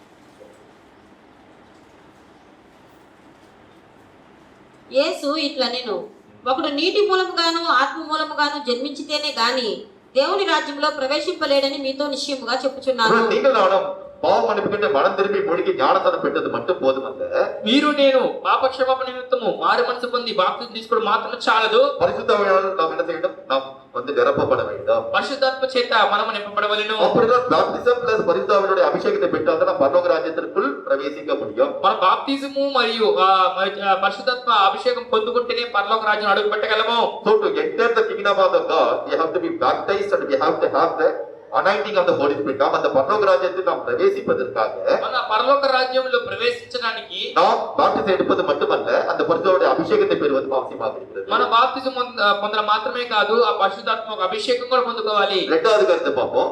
రెండో కార్యం చూద్దాం. The book of Romans chapter 8 verse 14. ரோமருக்கு எழுதின 8ஆம் அதிகாரம் 14ஆம் வசனம். రోమిలికి రాసిన పత్రిక 8వ అధ్యాయము. The book of Romans chapter 18 verse 14. 20:14. దేవుని ఆత్మ చేత ఎందరూ నడిపింపబడుదురో వారందరూ దేవుని కుమారులై ఉందురు. So ఎవరికి దేవుని நடத்தப்படுவார், దేవుని పుత్రులు எனப்படுவார்கள் சொல்லப்பட்டிருக்கு. దేవుని ఆత్మ చేత ఎంతమంది నడిపించబడతారో వాళ్ళకి దేవుని యొక్క కుమారులు చెప్పబడుతున్నారు. Whoever has been led by the spirit of the God, they will be the children of the God. நாம் வந்து தேவனால் நடத்தப்பட்டால் தான் நாம் தேவனுடைய புத்திரர்களாக இருப்போம். మనం దేవుని చేత నడిపింపబడితేనే మనం దేవుని కుమారుని పిలువబడతాము. அப்ப நீங்கள் நானும் தேவனுடைய பிள்ளைகள் என்று எப்போது சொல்ல முடியும்? మీరు నేను దేవుని పిల్లలు అని ఎప్పుడు చెప్పుకోగలము? நாம் இந்த உலகத்தில் சாத்தானுடைய பிள்ளைகளாக இருந்தோம். మనం ఈ లోకంలో సాతాను బిడ్డలుగా ఉన్నాము. தேவன் தம்முடைய ராஜ்யத்திற்கு நம்மை அழைத்து வந்தார். దేవుడు తన రాజ్యంలోకి తీసుకొచ్చాడు. தேவனுடைய பிள்ளைகளை நான் என்று சொல்வதற்கு, அப்பா பிதாவே என்று நாம் தைரியத்தோடு அவர் அழைப்பதற்கு, అప్పుడు అబ్బా తండ్రి అని పిలవడానికి அவருடைய ஆவியுடைய அபிஷேகத்தை பெற்றுக்கொண்டால் தான் வந்து கூப்பிட முடியும். ఆయన ఆత్మాభిషేకం పొందుకుంటేనే అలా పిలవగలము. எனவே நாம் அந்த, அதாவது அவருடைய பிள்ளைகளாக மாறுவதற்கு இந்த பரிசுத்த அபிஷேகம் அவசியமாக இருக்கிறது. ఆయన పిల్లలుగా మారడానికి పరిశుద్ధాత్మ అభిషేకం అవసరమే ఉన్నది. மூன்றாவது காரியம், మూడో కార్యము, we have to get a renewal in our life. நம்முடைய வாழ்க்கையில் ஒரு புதுப்பிப்பதற்கு, அதாவது ஒரு புதிய சிருஷ்டியாக மாறுவதற்கு, మన జీవితం ఒక నూతన పరచడానికి, ఒక నూతన సృష్టిగా మారడానికి, you know, into the book of Titus chapter 3 verse 15. The book of Titus తీతు రాసిన పత్రిక chapter 3 3వ అధ్యాయము verse 5. 5వ వచనము. తీతుకు రాసిన పత్రిక 3వ అధ్యాయము 5వ వచనము. మనము నీతిని అనుసరించి చేసిన క్రియల మూలంగా కాక తన కనికరము చొప్పుననే పునర్జన్మ సంబంధమైన స్నానము ద్వారాను పరిశుద్ధాత్మ మనకు నూతన స్వభావము కలుగు చేయడం ద్వారాను அதை மட்டும் படிங்க. பரிசுத்த మనకు పరిశుద్ధాత్మ మనకు నూతన స్వభావము కలుగు చేయడం ద్వారాను. அப்படிதான் பாப்டிஸ்ட் எடுத்த போது பரிசுத்தாவே நமக்கு என்ன தருகிறார்? நூதன சுபாவம். He is giving a new life, new character in our life. நம்முடைய வாழ்க்கையில என்ன செய்கிறார்? புதுப்பிக்கிறார். అంటే ఇది మనము బాప్తిజం పొందినప్పుడు తర్వాత పరిశుద్ధాత్మ ఒక నూతన స్వభావాన్ని, ఒక నూతన జీవితాన్ని మనకు అనుగ్రహిస్తున్నారు. அப்புறம் பரிசுத்தாவுடைய அபிஷேகம் எதற்கு மிக மிக முக்கியமாக நமக்கு தேவைப்படுகிறது? పరిశుద్ధాత్మ అభిషేకం ఎందుకు చాలా చాలా ముఖ్యంగా మనకు అవసరం அந்த అవుతుంది? பரலோக ராஜ்யத்தில் நாம் பிரவேசிப்பதற்கு, ఆ పరలోక రాజ్యంలో ప్రవేశించడానికి, இந்த உலகத்தில் நாம் தேவனுடைய பிள்ளைகளாக இருப்பதற்கு, ఈ యొక్క లోకంలో దేవుని పిల్లలుగా ఉండడానికి, நாம் ஒவ்வொரு நாளும் புதிதாக்கப்படுவது, நம்முடைய சுபாவங்கள் மாற்றப்படுவதற்கு. ప్రతిరోజు మన యొక్క స్వభావం నూతన పరచబడడానికి. ஓகே, சோ அப்படி என்றால் நாம் எதற்காக உங்களுக்கு பிடிச்சிருக்கோம்? ఇప్పుడు ఎందుకొరకని మీకు అర్థమై ఉంటుంది. அப்ப அந்த பரலோக ராஜ்யத்திற்கு நாம் போவதற்கு பரிசுத்தாவுடைய அபிஷேகம் இல்லாவிட்டால் போக முடியாது. ఆ పరలోక రాజ్యం వెళ్ళడానికి పరిశుద్ధాత్మ అభిషేకం లేకపోతే వెళ్ళలేము. ஓகே, இப்ப நான் பரிசுத்தாவுடைய அபிஷேகத்தை பெற்று விட்டோம். చూడండి ఇప్పుడు పరిశుద్ధాత్మ అభిషేకం పొందుకున్నా இது மூலமா எனக்கு என்ன பலன் கிடைக்குது வாழ்க்கைன்னு பார்க்க போகிறோம். దీని మూలంగా నాకు ఏమి ఫలం దొరకబోతుంది దీనివల్ల నాకు ఏంటి లాభం By having the anointing of Holy Spirit, what I'm going to achieve, என்னுடைய வாழ்க்கையில அந்த பரிசுத்தாவுடைய அபிஷேகம் கிடைக்கும் போது அதனால எனக்கு என்ன பலன் கிடைக்க போகிறதுன்னு பார்க்க போகிறோம்.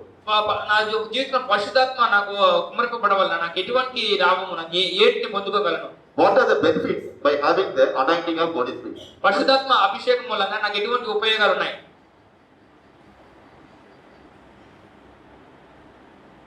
What are the benefits we'll be getting by Holy Spirit anointing? పరిశుద్ధాత్మ అభిషేకం మూలంగా ఎటువంటి ఉపయోగాలను పొందుకోగలను முதல் காரியத்தை பார்ப்போம். మొదటి కార్యం చూద్దాం என்னோட எடுத்துக்கொள்ளுங்கள். నాతో పాటు The తీసుకురండి book of Romans chapter 8 verse 13. ரோமருக்கு நிருபம் 8ஆம் அதிகாரம் 13ஆம் வசனம். రోమిలికి రాసిన పత్రిక 8వ అధ్యాయము 13వ వచనము. మీరు శరీరానుసారముగా ప్రవర్తించిన ఎడల చావవలసిన వారై ఉందురు గాని ఆత్మచేత శారీర క్రియలను చంపిన ఎడల జీవించెదరు. முதல் காரியம் நம்முடைய பரிசுத்தாவினுடைய அபிஷேகத்தால் நமக்கு என்ன கிடைக்குது? మొదటి కార్యము పరిశుద్ధాత్మ అభిషేకం మూలంగా మనకి ఏం దొరుకుతుంది நம்முடைய சரீரத்தின் கிரியைகளை அழிப்பதற்கு இது மிக முக்கியமாக మన தேவைப்படுகிறது. శరీర క్రియల్ని నశింపజేయడానికి ఇది చాలా ముఖ్యంగా ఉంది என்ன அர்த்தம்? అర్థం ఏంటి உங்களுக்கு கோவம் வருது, இப்போ யார்கிட்ட சண்டை போய் யாரோ ஒருத்தவங்க மனசை காயப்படுத்துறாங்க. చూడండి ఉదాహరణకి ఎవరో మీ మనసుని గాయపరిచారు பதிலுக்கு பதில் சொன்னாதான் மனசு நிம்மதியா இருக்கு. బదులుకి బదులు చెప్తేనే నాకు మనసులో సమాధానంగా ఉంది சில பேருக்கு அவங்க மனசுல உள்ள அந்த கோபத்தை வெளில கொட்டினா அதான் மனசுல ஒரு பெரிய சாதனை. அதாவது ஒரு குக்கர் இருக்கு, குக்கர்ல உள்ள கேஸ்ல வெளில போனதான் அமைதியா இருப்பாரு. చూడండి ఒక కుక్కర్ ఉంది ఆ వంటింట్లో కుక్కర్ ఆ బయట గ్యాస్ అది బయట వెళ్తేనే అది ప్రశాంతంగా ఉంటుంది. ஏன்னா நம்முடைய சரீரத்தின் கிரியைகளை நம்ம அழிப்பதற்காக இந்த உலகத்தை வந்திருக்கோம். ఈ శరీర క్రియల్ని మనం నశింపజేయడానికి ఈ లోకంలో వచ్చాం కానీ சரி, நமக்கு மத்த ஜனங்களுக்கு வித்தியாசம் என்ன? లేకపోతే మనకును ఇతర ఒక అన్ని జనులకు వ్యత్యాసం ఏంటి நம்முடைய சரீரம் என்ன சொல்லுதோ, మన శరీరం ఏది நம்ம చెప్తుందో மனசு என்ன சொல்லுதோ, మన మనసు ఏం చెప్తుందో அதன்படி நடப்பதற்காக நாம் அழைக்கப்படவில்லை. ఆ ప్రకారం నడుచుకోవడానికి మనం పిలువబడలేదు. ஆனால் தேவ ஆவியினர் சொல்கிறபடி நாம் நடந்து அந்த சரீரடைய கிரியைகளை அழிக்கும் போது మన దేవుని ఆత్మ చేత నడిపింపబడి మన శరీరకి నశింపజేస్తే அப்போது என்ன நடக்கும்? நாம் சரீரத்தின்படி நடக்காமல் தேவன் சொல்கிறபடி நாம் நடப்போம். మన శరీరం ప్రకారం నడుచుకోనక దేవుడు చెప్పిన ప్రకారం నడుచుకుంటాం. அப்போது நாம் பிழைத்து இந்த உலகம், அதாவது பரலோக ராஜ்யத்திற்கு போவோம். అప్పుడు బ్రతికి మన పరలోక రాజ్యంలోకి వెళ్తాం. ஆனால் சரீரத்தின்படி நீங்கள் பிழைத்தால் சாவீர்கள், அந்த நரகத்திற்கு போவீர்கள். మీ శరీరం ప్రకారం నడుచుకుంటే మీరు మరణిస్తారు, మీరు నరకానికి వెళ్తారు. இப்போ உதாரணம் சொல்றேன். ఉదాహరణ చెప్తాను. ஒரு டம்ளர் இருக்கு, டம்ளர் காலியா இருக்கு. చూడండి ఒక గ్లాస్ ఉంది, అది ఖాళీగా ఉంది. இந்த இதுல உள்ள காத்து நீங்க எப்படி வெளில எடுக்க முடியும்? అందులో నుంచి గాలి మీరు ఎలా బయట తీయగలరు? So there is a glass, it is empty, and how to draw out the air from the empty glass? அது உள்ள அந்த காத்தை எப்படி நீங்க வெளில எடுக்க முடியும்? చూడండి ఒక గ్లాస్ ఉంది, ఆ గ్లాస్ లో గాలి ఉంది, ఆ గాలి మీరు ఎలా బయట తీస్తారు? Can you tell me? Can you give reply? அது உள்ள காத்தை நீங்க எப்படி எடுக்கலாம்? నీళ్లు పోసినప్పుడు మన గాలి బయటకు వస్తుంది. ஓகே. சோ அப்படி எல்லாம் நம்ம வந்து தண்ணீர் ஊற்றும் போது என்ன ஆகுது? அது உள்ள கிளாஸ் என்ன செய்யுது? ஃபில் ஆகுது, அது உள்ள காத்து வெளில போயிடுது. చూడండి మనం ఆ గ్లాస్ లో నీళ్లు నింపినప్పుడు నీళ్లు అది నింపబడుతుంది, అందులో ఉన్న గాలి బయటకు వెళ్తుంది. அதுபோல நம்முடைய சரீரத்துல என்ன செய்யுது? வேண்டாத காரியம் பல காரியம் இருக்கு. మన శరీరంలో కూడా అనేక అనవసరమైన కార్యాలు అనేకాలు ఉన్నాయి. மற்றவர்கள் மன்னிக்க முடியாத காரியம், ఇతరులను క్షమించలేకపోతున్నాము, மற்றவங்க துவேஷிக்கிற காரியம், ఇతరులను ద్వేషిస్తున్నాము, மற்றவங்க ஏதாச்சும் நமக்கு சொன்னா நம்மளால மனசு தாங்க முடியல, ఇతరులు ఏదైనా చెప్తే మన మనసు తట్టుకోలేకపోతున్నాము, பழிக்கு பழி வாங்குறது மனசு துடிக்குது, పగకి పగ తీర్చుకోవాలి మనసు అల్లాడుతుంది, நம்ம கோபப்படாம இருக்க சாந்த குணம் நமக்கு இல்ல, కోప పడలేకుండా ఉండలేకపోతున్నాము, శాంత గుణం అసలు లేదు, மற்றவங்க அன்பை நமக்கு காமிக்க இல்ல, ఇతరుల మీద మనం వచ్చేసి ప్రేమ நம்முடைய చూపించలేకపోతున్నాము, முகத்தை நவரச பாவங்கள் வெளில வருது, మన మొహం నవరస భావాలు బయటపడుతున్నాయి, நாம் எப்படிப்பட்டவங்களா இருக்க நம்ம முகமே நமக்கு காண்பித்து கொடுக்கும், మనం ఎలాంటి వారో మన మొహమే మనకు చూపించేస్తుంది. அப்படின்னா இந்த பாவசிக்கல் எப்படி நமக்கு வந்து நம்ம விட்டு போகும்? అలాగైతే ఈ శరీరకులను ఎలా విడిచిపెట్టిపోతాయి? எப்படி ஒரு கிளாஸ்ல தண்ணி ஊற்றும் போது அது உள்ள காத்து வெளியில போகுதோ, ఏ విధంగా ఒక గ్లాసులో మీరు నీరు నింపినప్పుడు ఆ గాలి బయటకు వెళ్తుందో, அப்படி நமக்கு அந்த பரிசுத்தோட அபிஷேகத்தை நமக்குள் நாம் பெற்றுக்கொள்ளும் போது పరిశుద్ధాత్మ అభిషేకము మనలో కుమ్మరించబడినప్పుడు இந்த அபிஷேகம் நமக்குள் இருக்கிற வேண்டாத சத்து கிரியை நம்ம விட்டு அகற்றும். ఈ అభిషేకం అనేది మన జీవితంలో ఉన్న ఆ వ్యర్థమైన కార్యాలను బయటకు తీసుకెళ్తుంది. இது ஒரு முறை அல்ல, ஒவ்வொரு நாள் நம்ம நிரப்பப்பட வேண்டும். ఇది ఒక్క మారు మాత్రం కాదు, ప్రతిరోజు మనం నింపబడాలి. இப்ப நீங்க நினைக்கலாம் எனக்கு வந்து அபிஷேகம் இருக்கு, ஆனாலும் நான் வந்து கோபத்தை கண்ட்ரோல் பண்ண முடியல, నాకు అభిషేకం ఉంది కానీ నేను కోపాన్ని నేను నియంత్రించుకోలేకపోతున్నాను, மத்தவங்களை வந்து அவங்க சொல்லி, அதாவது அவங்க மனசை காயப்பட்டது மனசு திருப்தியா இருக்கு, ఇతరులని చెప్పిన మాటలకి తిరిగి గాయపరిస్తేనే నాకు ప్రశాంతంగా ఉంది, இப்ப அவங்க எனக்கு வந்து பிடிச்ச மாதிரி நடக்கிறா, அவங்க பேச பிடிக்கல, వాళ్ళు నాకు ఇష్ట ప్రకారం నడుచుకోలేకపోతే నాకు మాట్లాడే ఆయనకి ఇష్టమే లేదు இப்படி நீங்க சொல்றீங்கன்னா ఇలా మీరు చెప్తున్నారంటే அப்ப நம்முடைய வாழ்க்கையில் தேவனோட ஐக்கியம் குறைவாக இருக்கிறது அர்த்தம். అలాగైతే మీ జీవితంలో దేవుని యొక్క ఐక్యత కొరత కలిగి ఉందని అర్థము. ஏன்னா உங்க மனசுல உள்ள எண்ணங்கள் மூலமாக சாத்தான் கிரியை செய்யுது. మీ మనసులో ఆ తలంపుల మూలంగా సాతాను క్రియ చేస్తుంది. எனவே இந்த சரீரனுடைய கிரிகளை அழிப்பதற்கு நாம் என்ன வேண்டும்? இந்த பரிசுத்தோட அபிஷேகத்தை ஒவ்வொரு நாளும் பெற்றுக்கொள்ள வேண்டும். ఈ శరీర క్రియలు నశింపజేయడానికి మనకి ఏం కావాలి? ప్రతిరోజు పరిశుద్ధాత్మ అభిషేకం కావాలి. அதைத்தான் அந்த தாவீது சொல்கிறார். ఆ విషయాన్ని దావీదు చెప్తున్నాడు. என் பாத்திரம் நிரம்பி வழிகிறது என்று சொல்கிறார். నా ఒక పాత్ర పొంగి పొర్లుచున్నది. புது எண்ணெய் நான் ஒவ்வொரு நாளும் அபிஷேகம் பண்ணப்படுகிறது என்று சொல்கிறார். నేను నూతన కొత్త తైలంతో ప్రతిరోజు అంటబడుతున్నాను. அப்படி நம்முடைய வாழ்க்கையில் ஒவ்வொரு நாளும் அபிஷேகம் பண்ணப்பட வேண்டியது அவசியமாக இருக்கிறது. అలాగైతే మనం ప్రతిరోజు అభిషేకింపబడడం చాలా ముఖ్యంగా ఉంది. தேவசனத்தில் ஒவ்வொரு நாளும் தரித்திருந்து தேவனை நோக்கி நாம் பிரார்த்தனை செய்ய வேண்டியது அவசியமாக இருக்கிறது. ప్రతిరోజు దేవుని సమూహంలో మనం వేచి ఉండి ప్రతిరోజు దేవుని అభిషేకం పొందుకోవాల్సిన ముఖ్యమే ఉంది. முதல் காரணம் என்ன பார்த்தா நம்முடைய வாழ்க்கையில் சரீரத்தின் செய்களை அழிப்பதற்கு அவசியமாக இருக்கிறது. మొదటి కార్యం మనం ఏం చూసాము? శరీర క్రియలు నశింపజేయడానికి అవసరమే ఉందని. இரண்டாவது காரியம் రెండవ కార్యము டு ஹேவ் பீஸ் நம்முடைய வாழ்க்கையில் சமாதானத்தை பெற்றுக்கொள்வதற்கு அது அவசியமாக இருக்கிறது. మన జీవితంలో సమాధానం పొందుకోవడానికి అవసరమే ఉంది. என்னோட எடுத்துக்கொள்ளுங்கள். నాతో పాటు తీసుకోండి. The book of Romans chapter 8 verse 6 రోమన్లకు నిருபம் 8వ అధ్యాయం 6వ వచనం. రోమీయులకు రాసిన పత్రిక 8వ అధ్యాయము 6వ వచనము. ఆత్మానుసారమైన మనస్సు జీవమును సమాధానమునై ఉన్నది. సో நம்முடைய வாழ்க்கை சரீரத்தின்படி நாம் வாழும்போது చూడండి, మన జీవితంలో శరీరానుసారంగా జీవించినప్పుడు நம்முடைய மனசு சமாதானம் கிடைக்காது. మనకు సమాధానమే దొరకదు. ஏன்னா நம்முடைய மனசுல உள்ள எண்ணங்கள் மூலமாக யார் கிரியை செய்வார்? சாத்தான் கிரியை செய்வார். మన మనసులో ఉన్న తలంపుల మూలంగా ఎవరు క్రియ చేస్తాడు? సాతాను క్రియ చేస్తాడు. ஆனா நாம் ஆவியின்படி நடக்கும்போது என்ன நடக்கும்? మన ఆత్మానుసారం నడుచుకుంటే జరుగుతుంది. இந்த உலகத்துல நமக்கு சமாதானம் கிடைக்கும். ఈ లోకంలో సమాధానం దొరుకుతుంది, நித்திய ஜீவன் கிடைக்கும். నిత్య జీవం దొరుకుతుంది. உங்களுக்கு உதாரணம் சொல்றேன். మీకు ఉదాహరణ చెప్తాను. இப்போ பார்த்தா ஒரு கூட்டத்துக்கு ஒரு குடும்பம் போனாங்க. చూడండి, ఒక కూడికకు ఒక కుటుంబం వెళ్ళింది. அப்ப அந்த குடும்பத்துல பார்த்தா சின்ன பசங்க ரெண்டு பசங்களை அவங்க அம்மா அழைச்சிட்டு போயிருந்தாங்க. ఆ కూడికకు ఆ కుటుంబంలో 5 పిల్లల్ని తీసుకెళ్ళింది. அப்போ அவர் என்ன சொன்னார்? இயேசுவோட சுபாவத்தை குறித்து சொன்னார். అప్పుడు ఆయన యేసుక్రీస్తు వారి స్వభావం గురించి ఆయన చెప్పారు. அப்படிப்பட்ட சுபாவத்தை கூட நீங்கள் அனுபவம். అటువంటి స్వభావం కలిగి మీరు నేను జీవించాలి. இயேசு சொன்ன முக்கியமான கருத்தை சொன்னாரு. యేసుక్రీస్తు వారు చెప్పిన ముఖ్యమైన కార్యం ఆయన చెప్పాడు. ஒருத்த கடத்துல அரைஞ்சு இன்னொரு கடத்தை கொடு. ఒకడు వచ్చి నువ్వు ఒక చెంప మీద కొడితే ఇంకో చెంప చూపించు. தீமையை ஒருபோதும் ஏற்றி நிற்காத. నువ్వు కీడికి ఎన్నడూ ఎదురు నిలబడకు. ஆனால் என்ன செய்யணும்? நீ நன்மை செய்ய. உனக்கு தீமை செய்யாத நன்மை செய். వాడికి కీడు చేయకు, నీకు మేలు చేయము. திருப்பி சொன்னாரு, நீ ஒரு கடத்துல அரைஞ்சு இன்னொரு கடத்தை கொடு அப்படிங்கிற மாதிரி சொன்னாரு. నువ్వు ఒక చెంప కొడితే ఇంకో చెంప చూపించు అని అన్నాడు. சோ அவங்க அம்மா நினைச்சாங்க, சரி பசங்க அழைச்சப்பறம் அவங்களுக்கு இது நல்லா புத்திமதி நல்லா வந்திருக்கும் அப்படியே சந்தோஷமா வீட்டுக்கு வந்தாங்க. నా బిడ్డలు తీసుకెళ్ళాను, వీళ్ళకి బాగా బుద్ధి చుట్టాలి అనుకుని ఇంటికి వెళ్ళింది. சோ அடுத்த நாள் என்ன? அடுத்த நாள் காலம்பரை சின்ன பையன் வந்து அழுதுட்டு அவங்க அம்மாட்ட வந்தான். తర్వాత వచ్చేసి ఆ చిన్న కొడుకు వచ్చేసి ఏడ్చుకుంటూ వాళ్ళ అమ్మ దగ్గరికి వచ్చాడు. ஏட்டா அழுவரு அப்படின்னு கேட்டா, ఎందుకురా ఏడుస్తున్నావు అంటే, நீ கூட்டத்துக்கு அழைச்சப்பறம் அந்த பாஸ்டர் என்ன சொன்னாரு? నువ్వు ఆ కూడికి తీసుకెళ్ళావు కదా, పాస్టర్ ఏం చెప్పాడు? நம்ம ஏசையா சொன்னாரு, ஒரு கடத்தை அரைஞ்சு இன்னொரு கடத்தை கொடுத்து. ఆ యేసుక్రీస్తు వారు మన యేసయ్య ఏం చెప్పాడు? ఒక చెంప కొట్టి ఇంకో చెంప చూపిమన్నాడు. நான் நேரா போய் எங்க அண்ணனை வேகமா ஒரு அரை அரைஞ்சேன். నేను పోయేసి అన్న పోయి నేరుగా ఒక చెంప మీద ఒకటి కొట్టాను. அவனை అడిக்க మాட்டாను நினைச்சேன். వాడిని కొట్టనుకున్నాను. நான் அடிச்ச ஒரு அடிக்கு நான் 2 அடி அடிச்சேன். వాడు ఒక దెబ్బనే కొట్టి 2 దెబ్బలు కొట్టి పంపించాడు.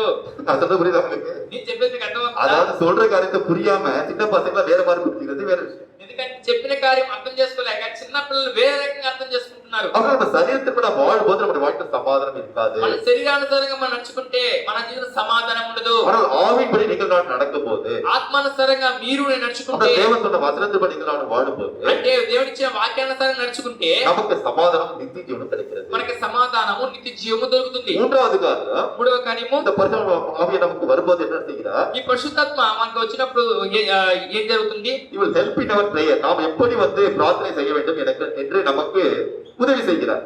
మనం ఎలా ప్రార్థించాలో ఆయన మనకు సహాయం చేస్తున్నారు. அவர் நமக்கு பிரார்த்தனை செய்வதற்கு ஒரு சகாயராக இருக்கிறார். ఆయన మనకు ప్రార్థిస్తున్నప్పుడు ఆ ఒక సహాయకుడుగా ఉన్నారు. என்னோட எடுத்துக்கொள்ளுங்கள். అర్థం తీసుకోండి. The book of Romans chapter 8 verse 26 and 27. రోమన్లకు Nirupam 8వ అధ్యాయం. రోమీయులకు రాసిన పత్రిక 8వ అధ్యాయము 26 27 பார்ப்போம். 26 27 వచనాలు చూద్దాం. The book of Romans chapter 8 verse 26 and 27. రోమన్లకు Nirupam 8వ అధ్యాయం 26 27. రోమీయులకు రాసిన పత్రిక 8వ అధ్యాయం 26 మరి 27 వచనాలు. అటువలే ఆత్మయు మన బలహీనతను చూచి సహాయము చేయుచున్నాడు. ఏలయనగా మనము యుక్తముగా ఎలాగూ ప్రార్థన చేయవలెనో మనకు తెలియదు గాని. நம்முடைய வாழ்க்கையில நமக்கு பலகீனம், சரீர பலகீனம் இருக்கும். చూడండి, మన జీవితంలో శరీర బలహీనతలు ఉంటాయి. அதுபோல ஆவிக்குரிய பலகீனங்கள் இருக்கும். తర్వాత ఆత్మీయ బలహీనతలు ఉంటాయి. நமக்கு என்ன பிரேயர் பண்ண நமக்கு தெரியாது. మనకి ఎలా ప్రార్థించాలో తెలియదు. எப்படி பிரேயர் பண்ண தெரியாது. ఏ విధంగా ప్రార్థించాలో తెలియదు. நம்ம இங்க నెల్లూరు போறோம்னா, నెల్లూరుకి వెళ్ళాలంటే இங்க தடா போயிட்டு அப்படியே சுத்திட்டு கடைசி నెల్లూరు வரும். మనం చేస్తాం ఇక తడకెళ్ళి తడని చుట్టుకొని నెల్లూరుకి పోతాం. அப்படின்னா எப்படி நம்ம போறோம்னு தெரியாது. మనకి ఎలా వెళ్ళాలో తెలియదు. அதுபோல எப்படி பிரேயர் பண்ண தெரியாத காரணத்தை நம்ம கட்டாம பண்ணுவோம். మనం ఎలా ప్రార్థించాలో తెలియక ఎట్ట పడితే అట్లా ప్రార్థిస్తాం. அது மட்டும் இல்லாம நீங்க வந்து ஒரு தேசத்துக்காக பிரார்த்தனை செய்யுங்க அப்படின்னு சொல்லும்போது ఉదాహరణకి మీరు దేశం కోసం మీరు ప్రార్థించండి అని అన్నప్పుడు 10 నిమిషத்துக்கு மேல பிரார்த்தனை பண்ண முடியாது. 10 నిమిషాలకు పైన మీరు ஆனா ప్రార్థించలేకపోతున్నారు. எப்போது 10 மணி நேரம் உங்களால பிரார்த்தனை செய்ய முடியும்? ఎప్పుడు మీరు 10 గంటల సేపైనా ప్రార్థించగలరు. நான் சொல்றது உங்களுக்கு புரியுதா? నేను చెప్పేది మీకు అర్థమవుతుందా? So, நீங்க ஒரு ஜஸ்ட் ப்ரே பண்ணா 10 நிமிஷம் காமிச்சா உங்க பிரேயர் முடிஞ்சு போயிடும். మీరు ఒక ప్రార్థన చేయండి అంటే 10 నిమిషాలు 15 నిమిషాల ప్రార్థన ముగిసిపోతుంది. அப்ப சபையில நம்ம வந்து சர்ச்ல ஒருத்தருக்கு வந்து நான் ப்ரே பண்ண சொன்னேன். ఆ ప్రకారమే నేను సంఘంలో ఒకరిని ప్రార్థించమని చెప్పాను. தேசத்துக்காக பிரார்த்தனை செய்யுங்க அப்படின்னு சொன்னேன். మీరు దేశం కోసం ప్రార్థించండి అని చెప్పాను. நான் வந்து பார்த்தா எனக்கு காதுல வரல, அவங்க என்ன ப்ரேயர் பண்ணாங்க தெரியல. వాళ్ళు ఏం ప్రార్థించారో నాకు ఆ చెవులో కూడా పడలేదు. நான் கண்ணை மூடி இருந்தா அப்புறம் தான் இங்க சொன்னாங்க ப்ரேயர் பண்ணி முடிச்சிட்டாங்கன்னு சொல்றாங்க. మీరు కళ్ళు మూసుకుని ఉన్నాను కానీ వాళ్ళు ప్రార్థన చేసి ముగించేసని చెప్పన్నారు. 2 செகண்ட் கூட நடக்க அதுல ப்ரேயர் பண்ணி போச்சு. 2 సెకన్లు కూడా అవ్వలేదు అట్లా ప్రార్థన ముగించేశారు. அப்ப அவங்க எப்படி ப்ரேயர் பண்றாங்க? தன்னுடைய மாமிசத்தில் பிரார்த்தனை செய்கிறார்கள். వాళ్ళు ఎలా ప్రార్థించారు? వాళ్ళ శరీరానుసారంగా ప్రార్థించారు. அப்ப நீங்கள் ஆவியின் படி நீங்கள் பிரார்த்தனை செய்யும்போது మీరు ఆత్మానుసారంగా ప్రార్థించినప్పుడు அந்த பரிசுத்த ஆவியானவர் உங்களுக்கு சில பாரத்தை உண்டாக்குவார். పరిశుద్ధాత్మ దేవుడు కొన్ని భారములు మీకు కలుగు చేస్తాడు. இந்த பாடி பர்களுக்காக பிரார்த்தனை செய்யுங்க. నువ్వు యవనస్తుల కోసం ప్రార్థించు. இப்ப பாருங்க ட்ரக்ஸ்ல பல காரியங்களை பார்த்து தவறான பாதையில போறாங்க. చూడు డ్రగ్స్ అనేక కార్యాలు తప్పుడు మార్గంలో వెళ్తున్నారు. சினிமா பார்த்து தவறான காரியத்தை செய்றாங்க. సినిమా చూసి తప్పుడు కార్యాలు చేస్తున్నారు. உங்களுக்காக பாரத்தோட ப்ரேயர் பண்ணுங்க. వీళ్ళ కోసం భారంతో ప్రార్థించు. இப்படி பார்த்தா நமக்கு நம்முடைய மனத்தில் பாரத்தை ஏற்படுத்தும் போது ఈ ప్రకారం మా హృదయంలో భారాన్ని కలిగించినప్పుడు ஒரே ஒரு குறிப்புக்காக நம்ம பார்த்தா 1 மணி நேரம் 2 மணி நேரம் பண்ணுவோம். మనం ఒకే ఒక విషయం కోసము మనం గంటల తరబడి ప్రార్థన చేస్తాము. அது புரியுதா உங்களுக்கு? నేను చెప్పేది మీకు இப்ப అర్థమవుతుందా? நம்ம ஒரு கடைக்கு மளிகை கடைக்கு போறோம்.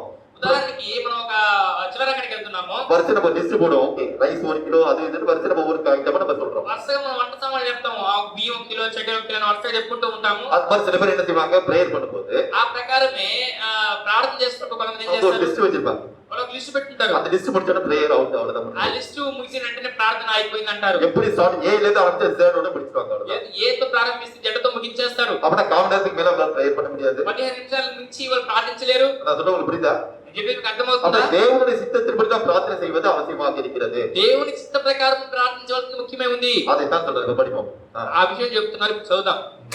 మనకు తెలియదు గాని ఉచ్చరింప సఖ్యము కాని మూలుగులతో ఆ ఆత్మ తానే మన పక్షముగా విజ్ఞాపన చేయుచున్నాడు. So, அவர் நமக்காக தேவனை நோக்கி பிரார்த்தனை செய்கிறார். ఆయన మన కొరకు దేవుని యొద్ద ప్రార్థన చేస్తున్నారు. నెక్స్ట్ அடுத்த வசனத்துல తర్వాత వచనంలో మరియు హృదయములను పరిశోధించు వాడు ఆత్మ యొక్క நம் இதயத்தை பரிசோதிக்கிறவராக இருக்கிறார் அவர். ఆయన మన హృదయాన్ని పరిశోధించేవాడుగా ఉన్నాడు. நம் இதயத்தை பரிசோதித்து நம்முடைய சிந்தை என்ன என்பதை அவர் புரிந்து கொள்கிறார். ఆయన మన హృదయాన్ని పరిశోధించి మన తలంపు ఎలాంటిది అని ఆయన చూస్తున్నాడు.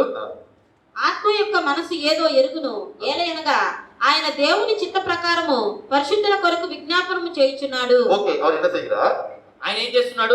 உதாரணத்துக்கு ஐசக் வந்து ஜாப் வந்து வந்திருக்கு, ஹைதராபாத்ல ஜாப் கிடைச்சிருக்கு. ఇప్పుడు ఐసెట్ కొంచెం హైదరాబాద్ లో జాబ్ దొరికింది. திருப்பி ஃபோன் பண்றாங்க. మరలా ఫోన్ చేస్తున్నారు. உங்களுக்கு 50,000 கூட தரது ரெடியா இருக்கு, நீங்க கட்டாயம் இங்க வந்துருங்க. మీకు 50,000 అనుకుంటే సిద్ధంగా ఉన్నాము, మీరు వచ్చేసేయండి అంటున్నారు. சுல்பேட்டு தானே போங்க, சாட்டர்டே சண்டே லீவ் கொடுத்துட்டு இங்க வாங்க. మీరు సుల్లుపేటకి మీరు ఎలా అనుకుంటున్నారు? శనివారం లీవ్ ఇచ్చేస్తాం రండి. இப்ப ஐசக் வந்து பிரேயர் பண்றாரு.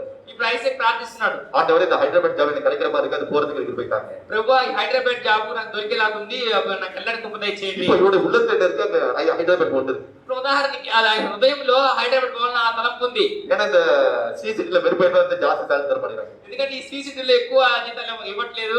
ஆனா அங்க வந்து எனக்கு பிடிச்ச மாதிரி தராங்க. కానీ నాకు అక్కడ నచ్చినట్టుగా ఇస్తున్నారు. இப்ப நான் என்னோட இஷ்டத்தின்படி அது அவர் இஷ்டப்படி பிரேயர் பண்றாரு. నేను ఇప్పుడు వచ్చేసి నా ఇష్ట ప్రకారం నేను ప్రార్థన చేస్తున్నాను. இப்ப ஆவியானவர் என்ன அவருக்காக பிரார்த்தனை பண்றாரு? ఇప్పుడు పరిశుద్ధాత్మ దేవుడు ఆయన కొరకు ఎలా ప్రార్థిస్తున్నాడు? எனக்கு ஹைதராபாத் தராதீங்க, మీరు హైదరాబాద్ ఇవ్వకండి, கடைசியோட இங்கே வச்சு அவனை காட்சி, அதாவது இங்கே சிசிடில இருக்கட்டும். ఈ చివరి వరకు ఇక్కడ సిసిటీలో ఉండనివ్వండి. புரியுதா சொல்றது? உங்களுக்கு புரியுதா? உங்களுக்கு నేను చెప్పేది మీకు అర్థమవుతుందా? நீங்க ஒண்ணு செய்ய எனக்கு வீடு கட்டணும்னு சொல்றீங்க. మీరు ఇల్లు కట్టాలనుకుంటున్నారు. இல்ல நீங்க நினைக்கிறீங்க நான் வந்து பார்த்தா மெட்ராஸ் போகணும், இங்க எனக்கு பிடிக்கல, நான் மெட்ராஸ் போகணும்னு நினைக்கிறீங்க. నాకు ఇక్కడ నచ్చలేదు, నేను మెడ్రాస్కి వెళ్ళాలనుకుంటున్నాను. இப்ப ஆவியானவர் உங்களுக்கு என்ன பிரேயர் பண்றாரு? ఆత్మైన దేవుడు మీకు మీకోసం ఏం ప్రార్థన இப்ப చేస్తున్నారు? இங்கே இருக்கட்டும், இங்கே இவனை வந்து விட்டு இவனை வந்து வழி நடத்துங்க. మీరు ఇక్కడే ఆత్మ ఉంచండి, ఇక్కడే ఉంచి వాళ్ళని నడిపించండి. அப்புறம் நம்முடைய இதயத்தை ஆராய்ந்து பார்க்கிற ஆவியானவர் మన హృదయ అంతరాలను పరిశోధించి పరిశుద్ధాత్ముడు நம்முடைய சித்தத்தின்படி அல்ல, మన ఇష్ట ప్రకారం కాదు, தேவனுடைய சித்தத்தின்படி நமக்காக பிரார்த்தனை செய்கிறார். దేవుడి చిత్త ప్రకారం మన కొరకు ఆయన ప్రార్థన చేస్తున్నారు. ஓகே, அப்படின்னா என்ன? ரெண்டு காரியத்தை நம்ம பார்க்கிறோம். రెండు కార్యాలు చూస్తున్నాము. ஒன்று நம்முடைய பலவீனங்கள் நமக்கு உதவி செய்கிறார். మొదటిది మన బలహీనతలో మనకు ఆయన సహాయం చేస్తున్నాడు. ரெண்டாவது, நம்முடைய இதயத்தை சோதித்து ஆராய்ந்து பார்க்கிறவர். తర్వాత మన హృదయాన్ని పరిశోధించి చూచువారు. நம்முடைய சரீரத்தின்படி அல்ல, நம்முடைய சொந்த இஷ்டத்தின்படி அல்ல, మన శరీర ప్రకారం కాదు, మన సొంత ఇష్ట ప్రకారం కాదు, தேவனுடைய சித்தத்தின்படி நமக்காக தேவனிடத்தில் பரிந்து பேசுகிறார். దేవుడి చిత్త ప్రకారం మన కొరకు ఆయన విజ్ఞాపన చేస్తున్నారు. ஓகே, அப்படின்னா அந்த மூன்றாவது கட்ட பார்த்தா நம்முடைய பிரேயர்ல நம்முடைய பிரார்த்தனை நமக்கு உதவி செய்கிறார். మూడవ కార్యం ఏం చేసాము? ఆయన మన ప్రార్థనలో ఆయన మనకు సహాయం చేస్తున్నారు. நாலாவது காரியம், నాలుగో కార్యము He gives a liberty stroke freedom. நமக்கு வந்து ஒரு விடுதலை தருகிறார். మనకు విడుదల ఇస్తున్నారు. நம்முடைய வாழ்க்கையில் அநேக காரியத்தில் நமக்கு விடுதலை தேவைப்படுகிறது. మనకు అనేక కార్యాల విడుదల అవసరం అవుతుంది. என்னோட எடுத்துக்கொள்ளுங்க the book of 2 Corinthians chapter 3 verse 17. 2 கொரிந்தியர் 3ஆம் அதிகாரம் 17ஆம் வசனத்தை பார்ப்போம். కొరింథీయులకు రాసిన రెండవ పత్రిక 3వ అధ్యాయము 15వ వచనం మనం చూద్దాం. The book of 2 Corinthians chapter 3 verse 17.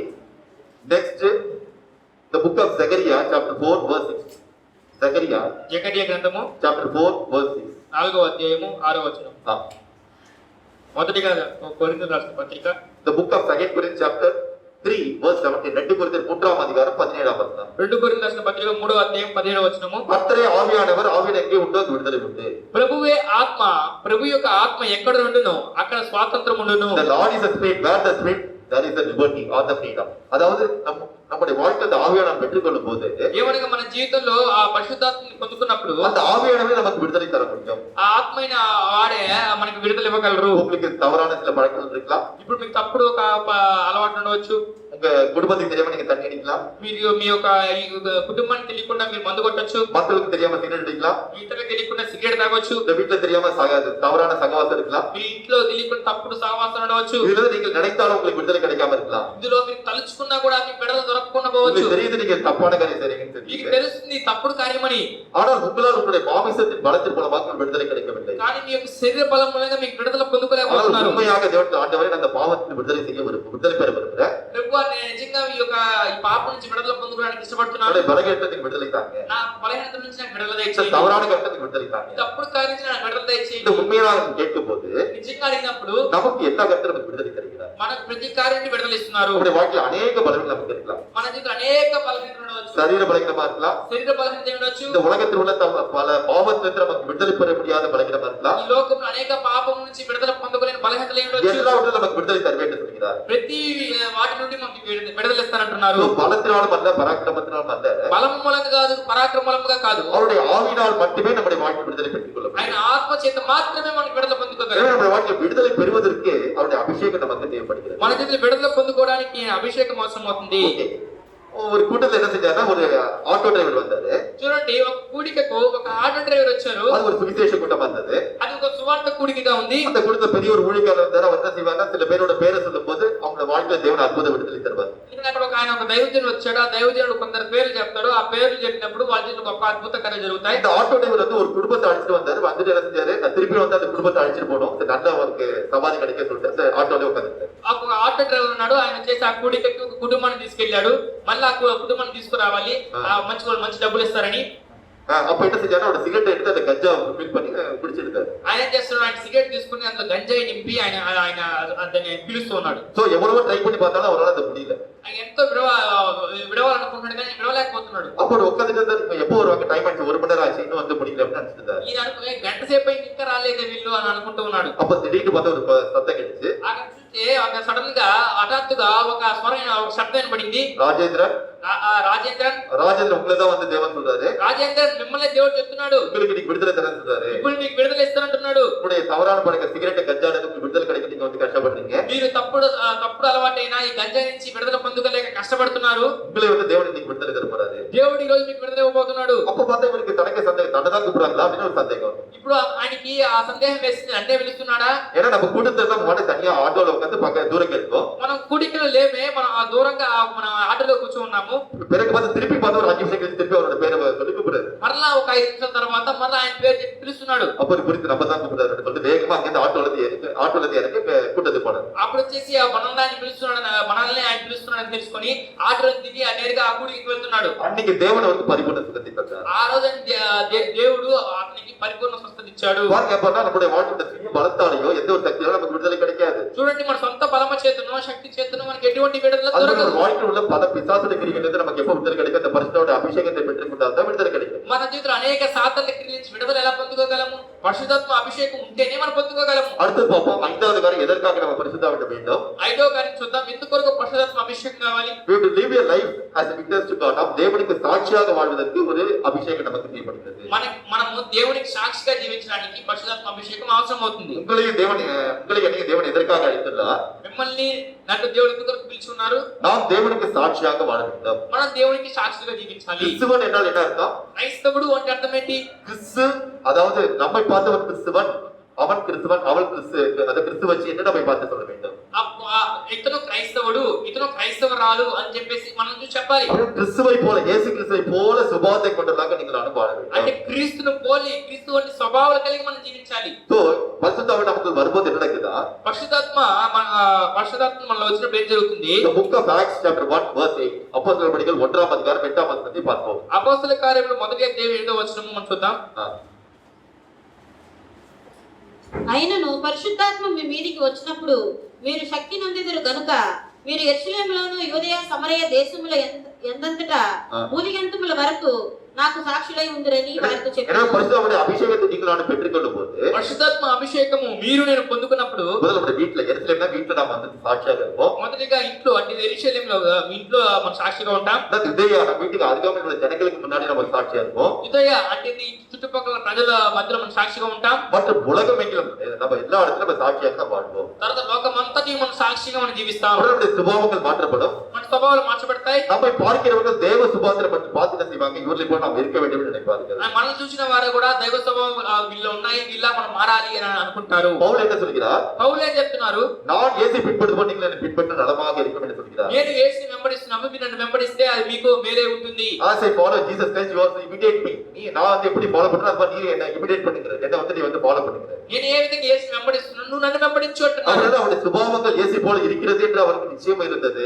అప్పుడు ఆ పౌలు వారికి నేను యేసుక్రీస్తు వారి యొక్క స్వభావాన్ని కలిగి ఉన్నాను అని ఒక ఖచ్చితం ఉండేది. అప్పుడు உங்களுடைய என்னுடைய வாழ்க்கை என்ன செய்ய வேண்டும்? சாட்சியாக மாறினாதா అలా మీ యొక్క నా యొక్క జీవితం సాక్ష్యంగా మారితేనే நம்மை பார்த்து அநேகர் இயேசுவை ஏற்றுக்கொள்ள வேண்டும். మనం చూసి యేసుని అనేకులు అంగీకరించాలి. எனவே நாம் ஒரு சாட்சியான வாழ்க்கை வாழ்வதற்கு இயேசு நமக்கு பரிசுத்தாவியை நமக்கு உதவி செய்கிறார். మన సాక్షిగా జీవించడానికి పరిశుద్ధాత్మ మనకు సహాయం చేస్తున్నారు. నెక్స్ట్ 6 తర్వాత 6 for getting the fruits of spirit அதாவது ஆவிக்குரிய கனிகள் கிடைப்பதற்கு ఆత్మీయ ఫలములు మనకు దొరకడానికి தேவன் நமக்கு உதவி செய்கிறார். దేవుడు మనకు సహాయం చేస్తున్నారు. என்னோட எடுத்துக்கொள்ளுங்க the book of Ephesians chapter 5 verse 9 எபேசியருக்கு நிருபம் 5ஆம் அதிகாரம் 9ஆம் வசனம். ఎఫెసీయులకు రాసిన పత్రిక 5వ అధ్యాయం 9వ వచనం. the book of Ephesians chapter 5 verse 9 వెలుగు ఫలము సమస్త విధములైన మంచితనము నీతి సత్యములు వాటిలో కనబడుచున్నది. సో நம்முடைய வாழ்க்கை தேவனுடைய அந்த கனிகள் நமக்கு கிடைக்கும் போது దేవుని యొక్క ఫలములు మనకు దొరికినప్పుడు நம்முடைய வாழ்க்கை சகல விதமான அர்ப்பணங்கள் இருக்கும். మనకు సమస్త విధమైన మంచి గుణాలు ఉంటాయి. நம்ம சுபாவத்தை பார்த்து மற்றவர்கள் நம்ம வந்து என்ன செய்வாங்க? தேவன் லைக் us நம்மை பார்த்து விரும்புவார். நம்மோடு கூட இருக்க வேண்டும் என்று விரும்புவார். మన స్వభావాలు చూసి ఇతరులు మనల్ని ఇష్టపడతారు మనతో ఉండాలని అనుకుంటారు. இந்த ஆவியின் கனிகள் என்னங்கிறது 9 கனிகள் வந்து கொடுக்கப்பட்டிருக்கு. ఈ ఆత్మీయ ఫలములు ఏమిటంటే 9 ఇవ్వబడ్డాయి. the book of Galatians chapter 5 the book of Galatians గలతీయులకు రాసిన పత్రిక chapter 5 verse 22 and 23 5వ అధ్యాయం 22 మరియు 23 వచనాలు. இதுல 9 கனிகள் கொடுக்கப்பட்டிருக்கு. ఇందులో 9 ఫలములు ఇవ్వబడ్డాయి. இந்த முதல் 3 கனிகள் என்ன என்று பார்க்கும்போது మొదటి 3 ఫలములు ఏమిటంటే love joy and peace அதாவது அன்பு சந்தோஷம் சமாதானம். ప్రేమ సంతోషము సమాధానము. உங்களுடைய என்னுடைய ஐக்கிய தேவனோடு அதிகமாக இருக்கும்போது మీరైన నేనైన దేవునితో అత్యధికంగా ఐక్యత కలిగి ఉన్నప్పుడు நம்முடைய வாழ்க்கை என்ன இருக்குது? தேவ அன்பு நமக்குள் இருக்கிறது. మన జీవితంలో ఏముంది? దేవుని ప్రేమ మనలో కుమ్మరించబడుతుంది. தேவனுக்கு நாம் அன்பாக இருக்கிறோம். దేవునితో ప్రేమ కలిగి ఉన్నాం. மற்றவர்களுக்கு அன்பாக இருக்கிறோம். ఇతరులతో ప్రేమ కలిగి ఉన్నాం. இந்த అன்பு நம்முடைய வாழ்க்கையை கொண்டு வரும் சந்தோஷத்தை கொண்டு வருகிறது. ఈ ప్రేమ మన జీవితంలో సంతోషాన్ని తీసుకొస్తుంది. தேவனுக்கு அன்பாக நான் இருக்கும்போது ఎందుకంటే దేవునితో ప్రేమ కలిగి ఉన్నాను. என் வாழ்க்கையில் நடக்கிற ஒவ்வொரு காரியம் தேவன் என் மேல் அன்பாக இருக்கிறார் ஒருபோதும் கைவிட மாட்டார் என்ற நிச்சயம் எனக்கு இருக்கிறது. ఎందుకంటే నేను దేవుని యందు ప్రేమ కలిగి ఉన్నాను. దేవుడు నా మీద ప్రేమ కలిగి ఉన్నాడు. దేవుడు ఎన్నడూ నన్ను విడిచిపెట్టని నిశ్చితం ఉంది. என்னுடைய வாழ்க்கையில் எனக்கு மனசுக்கு பிடிக்காத காரியமாக இருந்தாலும் నా యొక్క జీవితంలో నాకు నచ్చని ఒక కార్యమైనప్పటికీ தேவன் மேல் எனக்கு அன்பு இருக்கு காரணத்தால் எல்லாவற்றையும் நான் சகித்து தேவனுக்கு பின்பாக செல்வேன். నేను దేవుని మీద ఉంచిన ప్రేమ చేత ప్రతి కార్యాన్ని సహించి నేను దేవుని వెంబడిస్తాను. எனவே அன்பு சந்தோஷம் இருக்கும்போது சமாதான வாழ்க்கை இருக்கிறது. ప్రేమ సంతోషం ఉన్నప్పుడు నా జీవితం సమాధానం ఉంది. அடுத்த 3 கனிகள் என்னன்னா அந்த கனிகள் நம்முடைய வாழ்க்கை என்னங்கிறோம் தயவு பொறுமை நற்குணம் என்று சொல்லப்பட்டிருக்கிறது. తర్వాత 3 ఫలములు దీర్ఘశాంతము దయాళత్వము మంచితనము. அவ்வளவு இந்த குணங்கள் நம்முடைய வாழ்க்கை இருக்கும்போது தான் நம்மை பார்த்து சொல்வாங்க இவங்களை போல நம்ம இருக்க வேண்டும் என்று சொல்வாங்க. ఈ గుణాలు మన జీవితంలో ఉన్నప్పుడే వీళ్ళ వల్లే మేము ఉండాలి అనుకుంటారు. நம்முடைய வாழ்க்கையில் அநேக உபத்திரங்கள் வரும்போது தேவன் நம்முடைய வாழ்க்கையில் பொறுமை கொண்டு வருகிறார். మన జీవితంలో అనేక శ్రమలు వచ్చినప్పుడు దేవుడు మన జీవితంలో ఒక ఓర్పుని తీసుకొస్తున్నారు. அது மட்டும் நம்ம மற்ற மேல் இரக்கமாக இருப்பதற்கு தயவாக இருப்பதற்கு நம்முடைய வாழ்க்கையில் அன்பு இருக்கும்போது இந்த சுபாவம் வருகிறது. ఎందుకంటే ఇతరుల మీద కనికరం చూపించడానికి దయను చూపించడానికి ఈ ప్రేమ ఉంటే ఇది సాధ్యమవుతుంది. இந்த சுபாவம் நம்முடைய வாழ்க்கை இருக்கிறதா என்று யார் மற்றவர்கள் நம்மை குறித்து சாட்சி சொல்ல வேண்டும். ఈ స్వభావాలు మనలో ఉన్నాయా లేదా అని ఎవరు సాక్ష్యం చెప్పాలి? ఇతరులు మన నుంచి సాక్ష్యం చెప్పాలి. கடைசி 3 கனிகளை பார்க்கும்போது చివర 3 ఫలములు చూసినప్పుడు விசுவாசம் சாந்தம் இச்சை அடக்கம் என்று சொல்லப்பட்டிருக்கிறது. விசுவாசம். విశ్వాసము సాత్వికము ఆశా నిగ్రహము చెప్పబడి ఉంది. உங்க விசுவாசம் உங்களுக்கு தான் தெரியும். உங்க விசுவாசம் எப்படி இருக்கு உங்களுக்கு தான் தெரியும். మీ విశ్వాసం అనేది విశ్వాసం ఎంత ఉందో మీకే తెలుసును. அது போல சாத்வீகம் உங்களுக்கு இருக்கா இல்லையான்னு உங்களுக்கு தான் தெரியும். எனக்கு கோபம் உடனே வருதா இல்லையான்னு உங்களுக்கு தான் தெரியும். సాత్వికం ఉందో లేదో మీకే తెలియాలి. ఎందుకంటే వెంటనే కోపం వస్తుందా లేకపోతే కొంచెం వస్తుందా అని. நிச்சயடக்கம் செல்ஃப் கண்ட்ரோல் வாழ்க்கையில உள்ள எல்லா ஆசைகளையும் உங்களால கண்ட்ரோல் பண்ண முடியுதா இல்லையான்னு உங்களுக்கு தான் தெரியும். ఆశా నిగ్రహము అంటే ఏంది? మీ జీవితంలో ఆశని మీరు నియంత్రించుకోగలుగుతున్నారా లేదా మీకే తెలియాలి. எனவே நம்முடைய வாழ்க்கையில இந்த ஆவிக்குரிய கனிகள் வருவதற்கு நாம் தேவனை நோக்கி பிரார்த்தனை செய்ய வேண்டும். మన జీవితంలో ఆత్మీయ ఫలము రావడానికి మనం దేవుని వైపు చూసి ప్రార్థన చేయాలి. அத்தைக்கு பழங்களை அத்தை கனிகளை தருகிறாங்க. అటువంటి ఫలములు ఇవ్వుము గాక. சில பேருக்கு தேவன் வந்து கனவுல காய்ப்பாரு. కొంతమందికి దేవుడు కళ్ళ చూపిస్తారు. ஒரு மரத்தை பார்த்தா விதவிதமான கனிகள் இருக்கு. ఒక చెట్టులో చూస్తే రకరకాలైన ఫలములు ఉన్నాయి. அந்த பழத்தை எடுத்து சாப்பிட்டா பழம் ரொம்ப டேஸ்டா இருக்கு அப்படின்னு. ఆ ఫలము తీసుకొని తింటున్నారు, చాలా తీయగా ఉన్నది. அது போல தேவன் வந்து உனக்கு ஆவிக்குரிய கனிகளை கொடுத்துட்டேன். అప్పుడు దేవుడు చెప్తున్నాడు, నీకు ఆత్మీయ ఫలం ఇచ్చాను. ஏன்னா இது வந்து நீங்க ஒழுங்கா இருந்தா அதனால உனக்கு இந்த கனிகள் கொடுத்து உன்னோட வாழ்க்கை இன்னும் சூப்பரா வரப்போறதுனால இருக்க போகுது அப்படி சொல்லுவாரு. ఎందుకంటే ఇంతవరకు సక్రమంగా ఉన్నావు, అందుకని నీ ఆత్మీయ ఫలం నీకు ఇస్తున్నాను. ఇక మీద నీ జీవితము చాలా సంతోషం ఉండబోతుంది. எனவே நாம் நல்ல மரமாக இருக்கும்போது நாம் நல்ல கனி கொடுப்போம். మనం మంచి చెట్టు అయితే మంచి ఫలంలో ఇస్తాం. நாம் கெட்ட மரமாக இருந்தா நல்ல கனி கொடுக்க மாட்டோம், கெட்ட கனி கொடுப்போம். మన చెట్టు అయితే మనము మంచి ఫలం ఇవ్వలేము, చెడ్డ ఫలంలే ఉంటాయి. நம்முடைய வாழ்க்கை தேவனுக்காக பல காரியங்கள் செய்யலாம். మన జీవితంలో దేవుని కొరకు అనేక కార్యాలు చేయవచ్చు. ஆனால் கடைசியாக நம்முடைய வாழ்க்கை ஆவிக்குரிய கனிகள் இல்லாவிட்டால் చివరిగా మన జీవితంలో ఆత్మీయ ఫలములు లేకపోతే நம்மை பார்த்து தேவன் சொல்றார், మనల్ని చూసి దేవుడు చెప్తున్నాడు, அக்கிரமங்களை விட்டு அகன்று போங்க, உங்களை குறித்து எனக்கு தெரியாது சொல்றார். అక్రమం చేయవాళ్ళ నన్ను విడిచిపెట్టి దూరంగా వెళ్ళండి, మీరెవరో నాకు నేను ఎరుగను. எனவே நம்முடைய சுபாவங்கள் மாற்றப்பட வேண்டும். మన స్వభావాలు మార్చబడవలెను. ஆவிக்குரிய கனிகளோடு நாம் வாழ வேண்டும். ఆత్మీయ ఫలములతో మనం జీవించవలెను. ஓகே, அடுத்தது நம்ம பார்ப்போம், நம்முடைய வாழ்க்கையில் தேவன் வரங்களை தருகிறார்.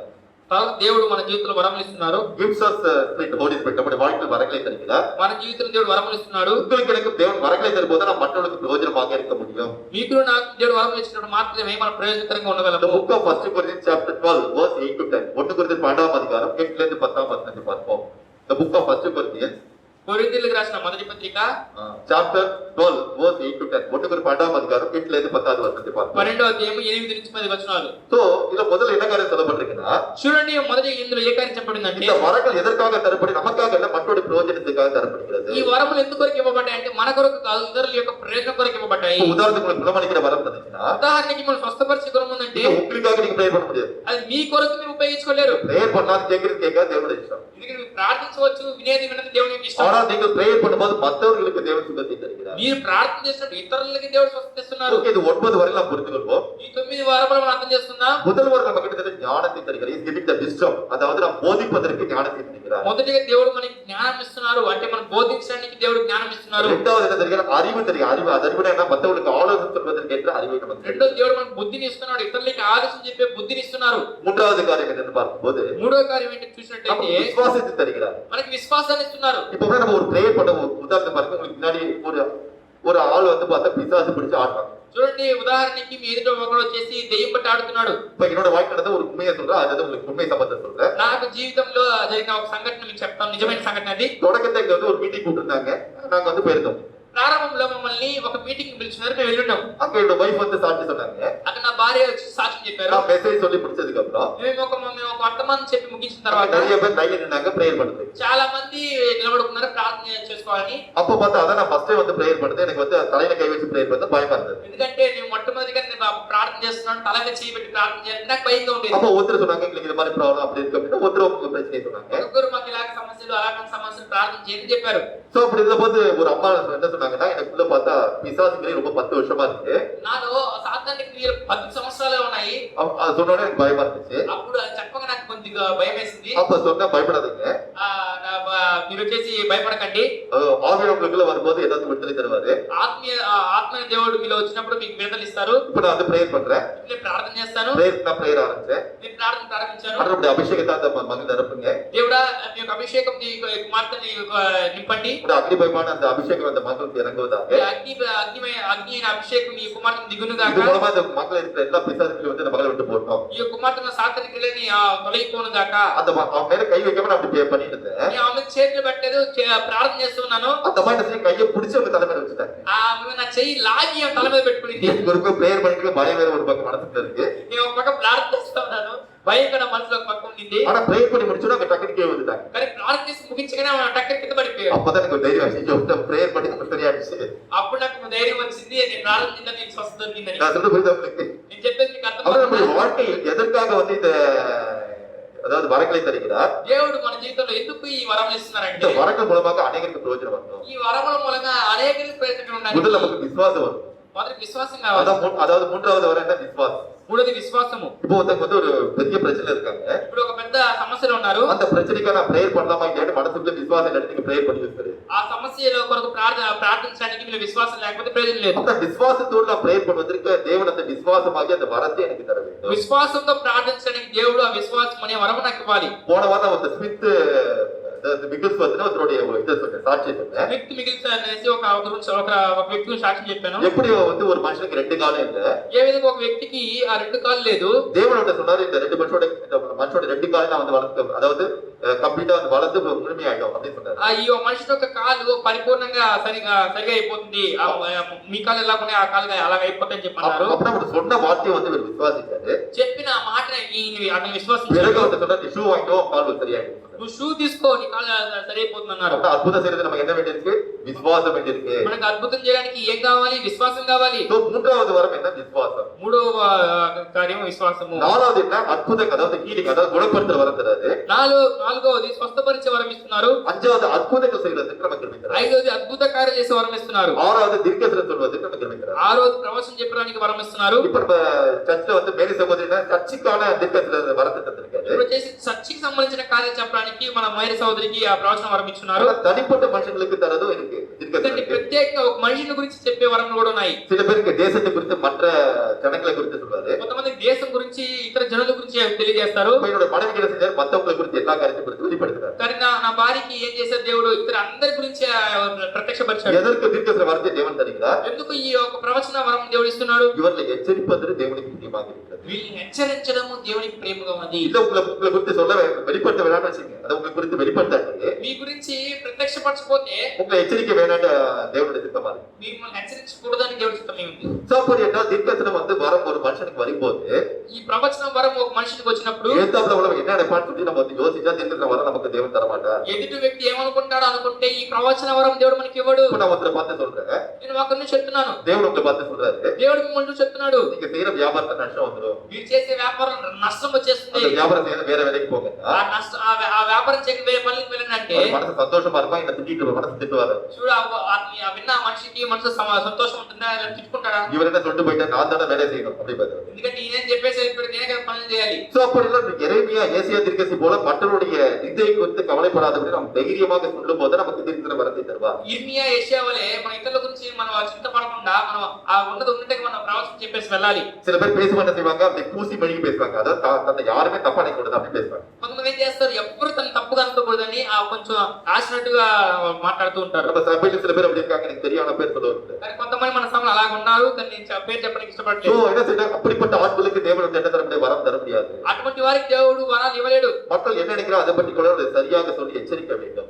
ఇతరులు ఏమనుకుంటున్నారు మనకు అనవసరం, వాళ్ళు చెప్పి వాళ్ళు హెచ్చరించాలి. அடுத்தது டிசர்னிங் ஆஸ்பெக்ட், அதாவது ஆவிகளை பகுத்தாறிவதற்கு. తన ఆత్మను వివేచించే వరము. இப்ப பாருங்க, ஒருத்தர் வந்து உங்க வீட்டுல வந்து வராங்க, அதாவது உங்க சொந்தக்காரங்க வராங்க, చూడండి ఉదాహరణకి మీ ఇంటికి ఒక బంధువు వస్తున్నారు, சும்மாதான் வந்தான்னு சொல்லுவாங்க. వాళ్ళు ఏం చెప్తారు, నేను ఊరికినే వచ్చానంటే, ஆனா கிட்டத்தட்ட ஒரு 10,000 15,000 பணத்தை லோன் வாங்கிட்டு போறதுக்கு வந்திருப்பாங்க. కానీ వాళ్ళు మీ దగ్గర నుంచి ఒక 10,000 20,000 లోన్ అప్పు తీసుకోవడానికి వచ్చుంటారు. அப்பனா ஒரு ஆவியை குறித்து ஒரு மனுஷனை குறித்து உங்களுக்கு எப்படி தெரியும்? ఒక మనిషిని గురించి మీకు ఎలా తెలుస్తుంది? இப்படிப்பட்ட அந்த வரத்தை பெற்றுக்கொண்டாதான் ஒரு மனுஷன் இப்படிப்பட்டவன் அப்படிங்கிற தேவன் உங்களுக்கு வெளிப்படுத்துவார். ఇటువంటి వరాన్ని మీరు పొందుకుంటే దేవుడు వాళ్ళు ఎలాంటి వరం మీకు తెలియజేస్తాడు. அந்த இயேசு எரிகோ பட்டணத்துக்கு போயிட்டு இருக்காரு. ఆ దినము యేసుక్రీస్తు వారు యేసు ఎరికో పట్టణం వెళ్తూ ఉన్నారు. அப்ப ஜக்கேயுங்கிற ஒரு சுங்கரி, அதாவது டாக்ஸ் கலெக்டர் என்ன செய்யணும், ஒரு மரத்து மேல உட்கார்ந்திருக்கான். ఆ జక్కయ్య అనే ఒక సుంకరి ఒక చెట్టు మీద వచ్చి కూర్చొని ఉన్నాడు. இயேசுட்ட யாரும் வந்து சொல்ல அவன் பேரு செகண்ட், அதாவது ஜக்கையான்னு சொல்லுங்க.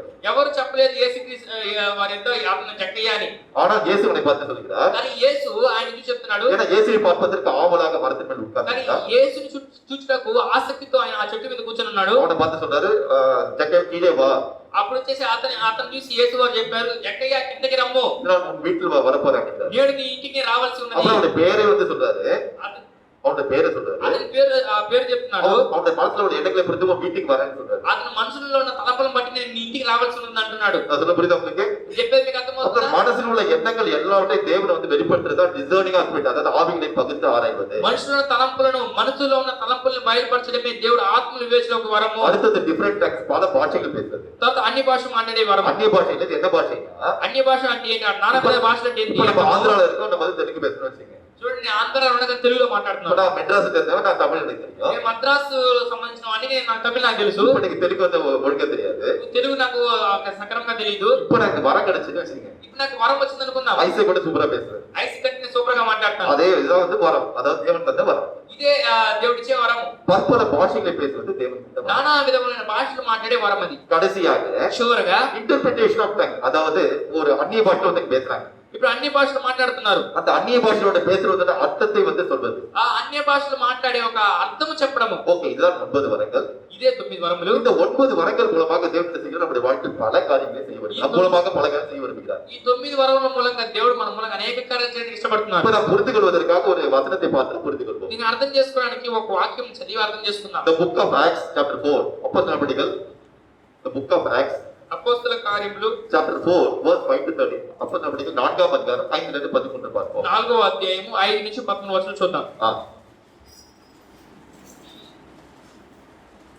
இதுல என்ன நடக்குதுன்னு பார்ப்பதற்கு முன்பாக చూడండి, ఇది ఏం జరుగుతుందంటే ముందుకు చెప్తున్నాను. 3வது அதிகாரத்தை நம்ம பார்க்கும்போது మన 3వ అధ్యాయంలో మనం చూసినప్పుడు பேதுரு யோவான் என்ன செய்றாங்க? எருசலேம் ஆலயத்துக்கு போறாங்க. పేతురు యోహాను ఏం చేస్తున్నారు? యెరూషలేములో వాళ్ళ మందిర ఆలయంలోకి వెళ్తున్నారు. அங்க நடக்க முடியாம ஒரு வந்து மடவனாக இருக்கிற ஒருத்தர் என்ன செய்றாங்க? இயேசு நாமத்தினால குணப்படுத்துறாங்க. అక్కడ వచ్చేసి నడవలేని ఒక కుంటివాడిని యేసు నామములో స్వస్థపరుస్తున్నారు.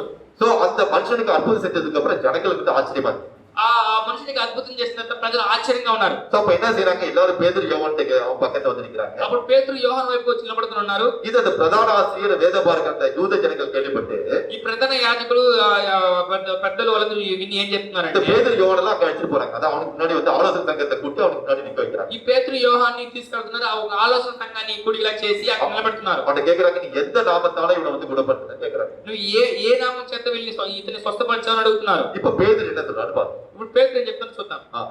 The book of Acts chapter 4 verse 5 to 13.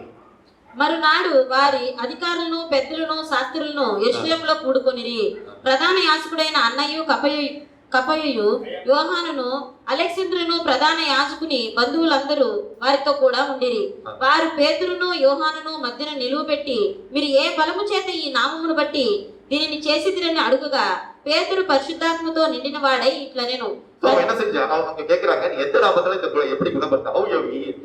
With whose name you healed அப்படின்னு கேக்குறாங்க. అతను అడుగుతున్న నువ్వు ఏ బలము చేత ఏ నామం బట్టి వీళ్ళు ఇతని స్వస్థపరచాలని అడుగుతున్నారు. அப்ப பரிசுத்தாவினால் நிரப்பப்பட்டவனாக தைரியமாக பேதுரு பேசுறான். అప్పుడు పరిశుద్ధాత్మతో నింపబడినవాడుగా పేతురు ధైర్యంగా మాట్లాడుతున్నాడు. அந்த பரிசுத்தாவினால் நமக்கு வரும்போது என்ன வருது? தைரியம் வருகிறது. పరిశుద్ధాత్మ మనలో వచ్చినప్పుడు మనకి ఏం కలుగుతుంది? ధైర్యం కలుగుతుంది. தைரியத்தோட அந்த யூதர்களுக்கு முன்பாக நின்று பேசுறான். ధైర్యముతో ఆ యూదుల ముందు నిలబడి మాట్లాడుతున్నాడు. అధికారులారా, పెద్దలారా, ఆ దుర్బలునికి చేయబడిన ఉపకారమును గూర్చి వాడు దేని వలన స్వస్థత పొందినని నేడు మమ్మను విమర్శించుచున్నారు గనుక మీరందరూ ఇశ్రాయేలు ప్రజలందరూ తెలుసుకొనవలసినదేమనగా, మీరు సిలువ వేసినట్టు మృతులలో నుండి దేవుడు లేపినట్టు నజరేయుడైన యేసుక్రీస్తు నామముననే వీడు స్వస్థత పొంది మీ ఎదుట నిలుచుచున్నాడు. என்ன சொல்றான் பாருங்க. చూడండి ఇతను ఏం చెప్తున్నాడని, இயேசுனாலதான் பண்ணோம்னு சொல்லல. ఇది యేసు మూలంగా మేము చేసామని இந்த చెప్పలేదు. சிலுவையில் அறைந்து கொன்ற அந்த இயேசு நாமத்தினால வந்து நாங்க வந்து உயிர்ப்பித்தோம்னு சொல்றாங்க. మీరు సిలువలో కొట్టి చంపిన ఆ యేసు నామముతో మేము చేస్తున్నామంటున్నారు. அவங்க செஞ்ச பாவத்தை சொல்றான். అంటే వచ్చేసిన పాపం చెప్తున్నారు. நீங்க ஒண்ணும் பாவம் செய்யாத அந்த தேவகுமாரனை சிலுவையில அறைஞ்சீங்க. మీరు ఏ పాపం చేయని ఆ దైవ కుమారుని సిలువ వేశారు. அவருடைய நாமத்தாலதான் நாங்க செஞ்சோம் அப்படின்னு சொல்றாங்க. ఆయన నామం చేతనే మేము చేశాము అంటున్నాడు. ఇల్లు కట్టువారైన మీరు తృణీకరించిన రాయి ఆయనే, ఆ రాయి మూలకు తలరాయి ఆయను. ஓகே, சோ என்ன செய்றாங்க? இயேசு நாமத்தால செஞ்சோம்னு ரொம்ப தைரியமா சொல்றாங்க. இப்ப 11வது வசனத்தை படிப்போம். ఇప్పుడు యేసు నామములో మేము చేసాం ధైర్యంగా చెప్తున్నారు. ఇప్పుడు 13వ వచనం చూద్దాం. వారు పేతురు యోహానుల ధైర్యమును చూచినప్పుడు వారు విద్య లేని పామురులని గ్రహించి ఆశ్చర్యపడి, அவங்க படிப்பறிவு இல்லாத பேதைகள், அவங்க படிச்சவங்க கிடையாது. వాళ్ళు చదువు సంధ్య లేని వాళ్ళకి ఆ చదువు జ్ఞానం లేదు వాళ్ళకి. அவங்க ஒண்ணு ஞானம் இல்லாதவங்க இயேசுவோட கூட இருந்தாங்கன்னு தெரிஞ்சுட்டாங்க. కానీ వాళ్ళకి ఎటువంటి జ్ఞానం లేదు, కానీ వాళ్ళు యేసుతో ఉన్నారని తెలుసుకున్నారు. அப்புறம் இப்படிப்பட்ட ஞானம் உங்களுக்கு எப்படி வந்தது? ఇటువంటి జ్ఞానం మనకి ఎలాగొచ్చింది? அதான் நம்ம பார்த்தா பெந்தெகோஸ்தேனால உங்களுக்கு அபிஷேகம் தரப்பட்ட போது அந்த ஞானத்தை தேவன் உங்களுக்கு தந்தார். అదే మనం చూసాము. ఆ పెంతెకోస్తు దినం ముందు ఆ పరిశుద్ధాత్మ అభిషేకం కుమ్మరింపబడినప్పుడు వాళ్ళకి అటువంటి జ్ఞానం వచ్చింది. 33 వచనం படிப்பாங்க. We'll read the verse 33. అందులోనే 33వ వచనం చదువుదాం. ఇదియు కాక అపోస్తలులు బహు బలముగా ప్రభు అయిన యేసు పునరుత్థానమును గూర్చి సాక్ష్యమిచ్చిరి. దైవ కృప అందరి యందు అధికముగా ఉండెను. So எனவே தேவனுடைய கிருபை அவர் மேல் பரிபூர்ணமாக இருந்தது. దేవుని కృప వారి మీద పరిపూర్ణంగా ఉండింది. அப்ப நம்முடைய வாழ்க்கையில வரங்களை தேவன் எதற்கு தருகிறார்? మన జీవితంలో ఆ వరములు దేవుడు ఎందుకు ఇస్తున్నారు? అనేకருக்கு அதன் மூல ஆசீர்வாதம் கிடைக்கும். அநேகர் தேவன் இயேசுவை ஏற்றுக்கொள்வார்கள். అనేకులకి ఆశీర్వాదకరంగా ఉంటుంది. అనేకులు యేసుక్రీస్తుని అంగీకరిస్తారు. பாருங்க, உதாரணத்துக்கு இப்ப நம்ம வந்து ரொம்ப சீரியஸா இருக்காங்க சர்ச்சில். யாரோ మన ஒரு சர்ச்சில் ஒரு சீரியஸா இருக்குன்னு வச்சுக்கோங்க. ఎవరో వచ్చేసి మన మందిరంలో వచ్చేసి సీరియస్ ఉన్నారు అనుకుందాం. சீரியஸா செத்து போயிட்டாரு. ఆ సీరియస్ మరణించారు. సో அந்த சர்ச்சில் எல்லாரும் பார்த்தா அந்த மனுஷனுக்காக ப்ரேயர் பண்றாங்க. సీరియస్ గా వచ్చేసి ఆ మనిషి గురించి ప్రార్థన చేస్తున్నారు. இப்ப அந்த பாஸ்டர் ப்ரேயர் பண்ணி செத்து போன மனுஷன் உயிரோட எழுந்துட்டான். ఆ పాస్టర్ ప్రార్థన చేస్తున్నప్పుడు చనిపోయిన మనిషి ప్రాణంతో లేచాడు. இன்னும் எந்த சர்ச்சில் யார் செத்து போன நிறைய இங்க எடுத்து வந்துருவாங்க. எங்களுக்காக ப்ரேயர் பண்ணுங்க, உயிரோட இருப்பீங்க. అప్పుడేం చేస్తారు? ఏ చర్చిలో ఎవరైతే చనిపోయారో మా కోసం ప్రార్థించండి, ఈయన లేమని చెప్పేసి ఆ శవాలను తీసుకొచ్చి ముందు పెడతారు. అసలు புரியுதா உங்களுக்கு? அந்த அற்புதத்தை தேவன் எதற்கு நம் மூலமாக செய்கிறார்? ఆ యొక్క అద్భుతం దేవుడు ఎందుకు చేస్తున్నాడంటే அவர் நாம் மகிமைப்படும்படியாக, ఆయన మహిమపడే విధముగా, அநேகர் ரட்சிக்கப்படும்படியாக. అనేకులు రక్షింపబడే విధముగా. எந்த வரங்களை யாருக்கு தருவதுங்கிறது யாருக்கு தேவனுடைய சித்தம். ఏ వరములు ఎవరికి ఇవ్వాలో దేవుని చిత్తమే. இப்ப எனக்கு 9 வரங்கள் வேணும்னு நான் நினைச்சேன்.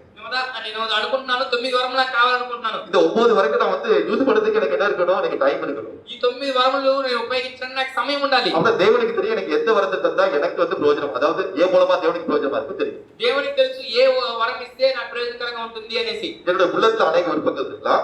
నా ఒక హృదయంలో అనేక తలంపులు ఉండొచ్చు. எனக்கு அதை கொடுங்க இது கொடுங்க கேட்கலாம். నాకు అది బట్టి ఇది బట్టి అడగొచ్చు. ஆனா குடுக்கிறது யாரோட கையில இருக்கு? தேவன் கையில మీరు இருக்கு. ఇచ్చే దేవుడి చేతిలో దేవుడి చేతిలో ఉంది. ஓகே, இந்த வரங்களை நம்ம பார்த்தோம். அடுத்து கடைசியாக 8வது காரியம் பார்ப்போம். எதுக்காக வந்து பரிசுத்த ஆவி நமக்கு வேணும்னு. తర్వాత మనం 8వ కార్యం చూద్దాము. ఈ వరంను గురించి చూసినాం. సో డే ఆఫ్ రిడెంప్షన్ நம்முடைய வாழ்க்கை அந்த விமோச்சன நாளுக்காக நமக்கு தேவைப்படுகிறது. మన విమోచన దినము కొరకు మనకి ఇవ్వబడి ఉన్నారు. நம்ம ஒவ்வொரு நாளும் என்ன செய்கிறோம்? இந்த உலகத்துல நாம் இருக்கிறோம். మనం ప్రతిరోజు ఈ లోకంలో ఉన్నాము. இயேசுவின் வருகைக்காக நம்ம ஒவ்வொரு நாளும் நம்ம ஆயத்தப்படுத்துவது தேவனுக்கு பிரியமாக இருக்கிறது. మనం ప్రతిరోజు యేసుక్రీస్తు రాకడ కొరకు సిద్ధపరచడము పరిశుద్ధాత్మ యొక్క ఇష్టమే ఉన్నది. ఎఫెసీయుల 5వ అధ్యాయం 30వ వచనத்தை நீங்கள் பார்க்கும்போது ఎఫెసీయుల రాష్ట్ర పత్రిక 5వ అధ్యాయం 30వ వచనం చూసినప్పుడు மீட்கப்படும் நாளுக்கென்று புத்திரியாக அளிக்கப்பட்ட தேவாவின் என்று சொல்லப்பட்டிருக்கிறது.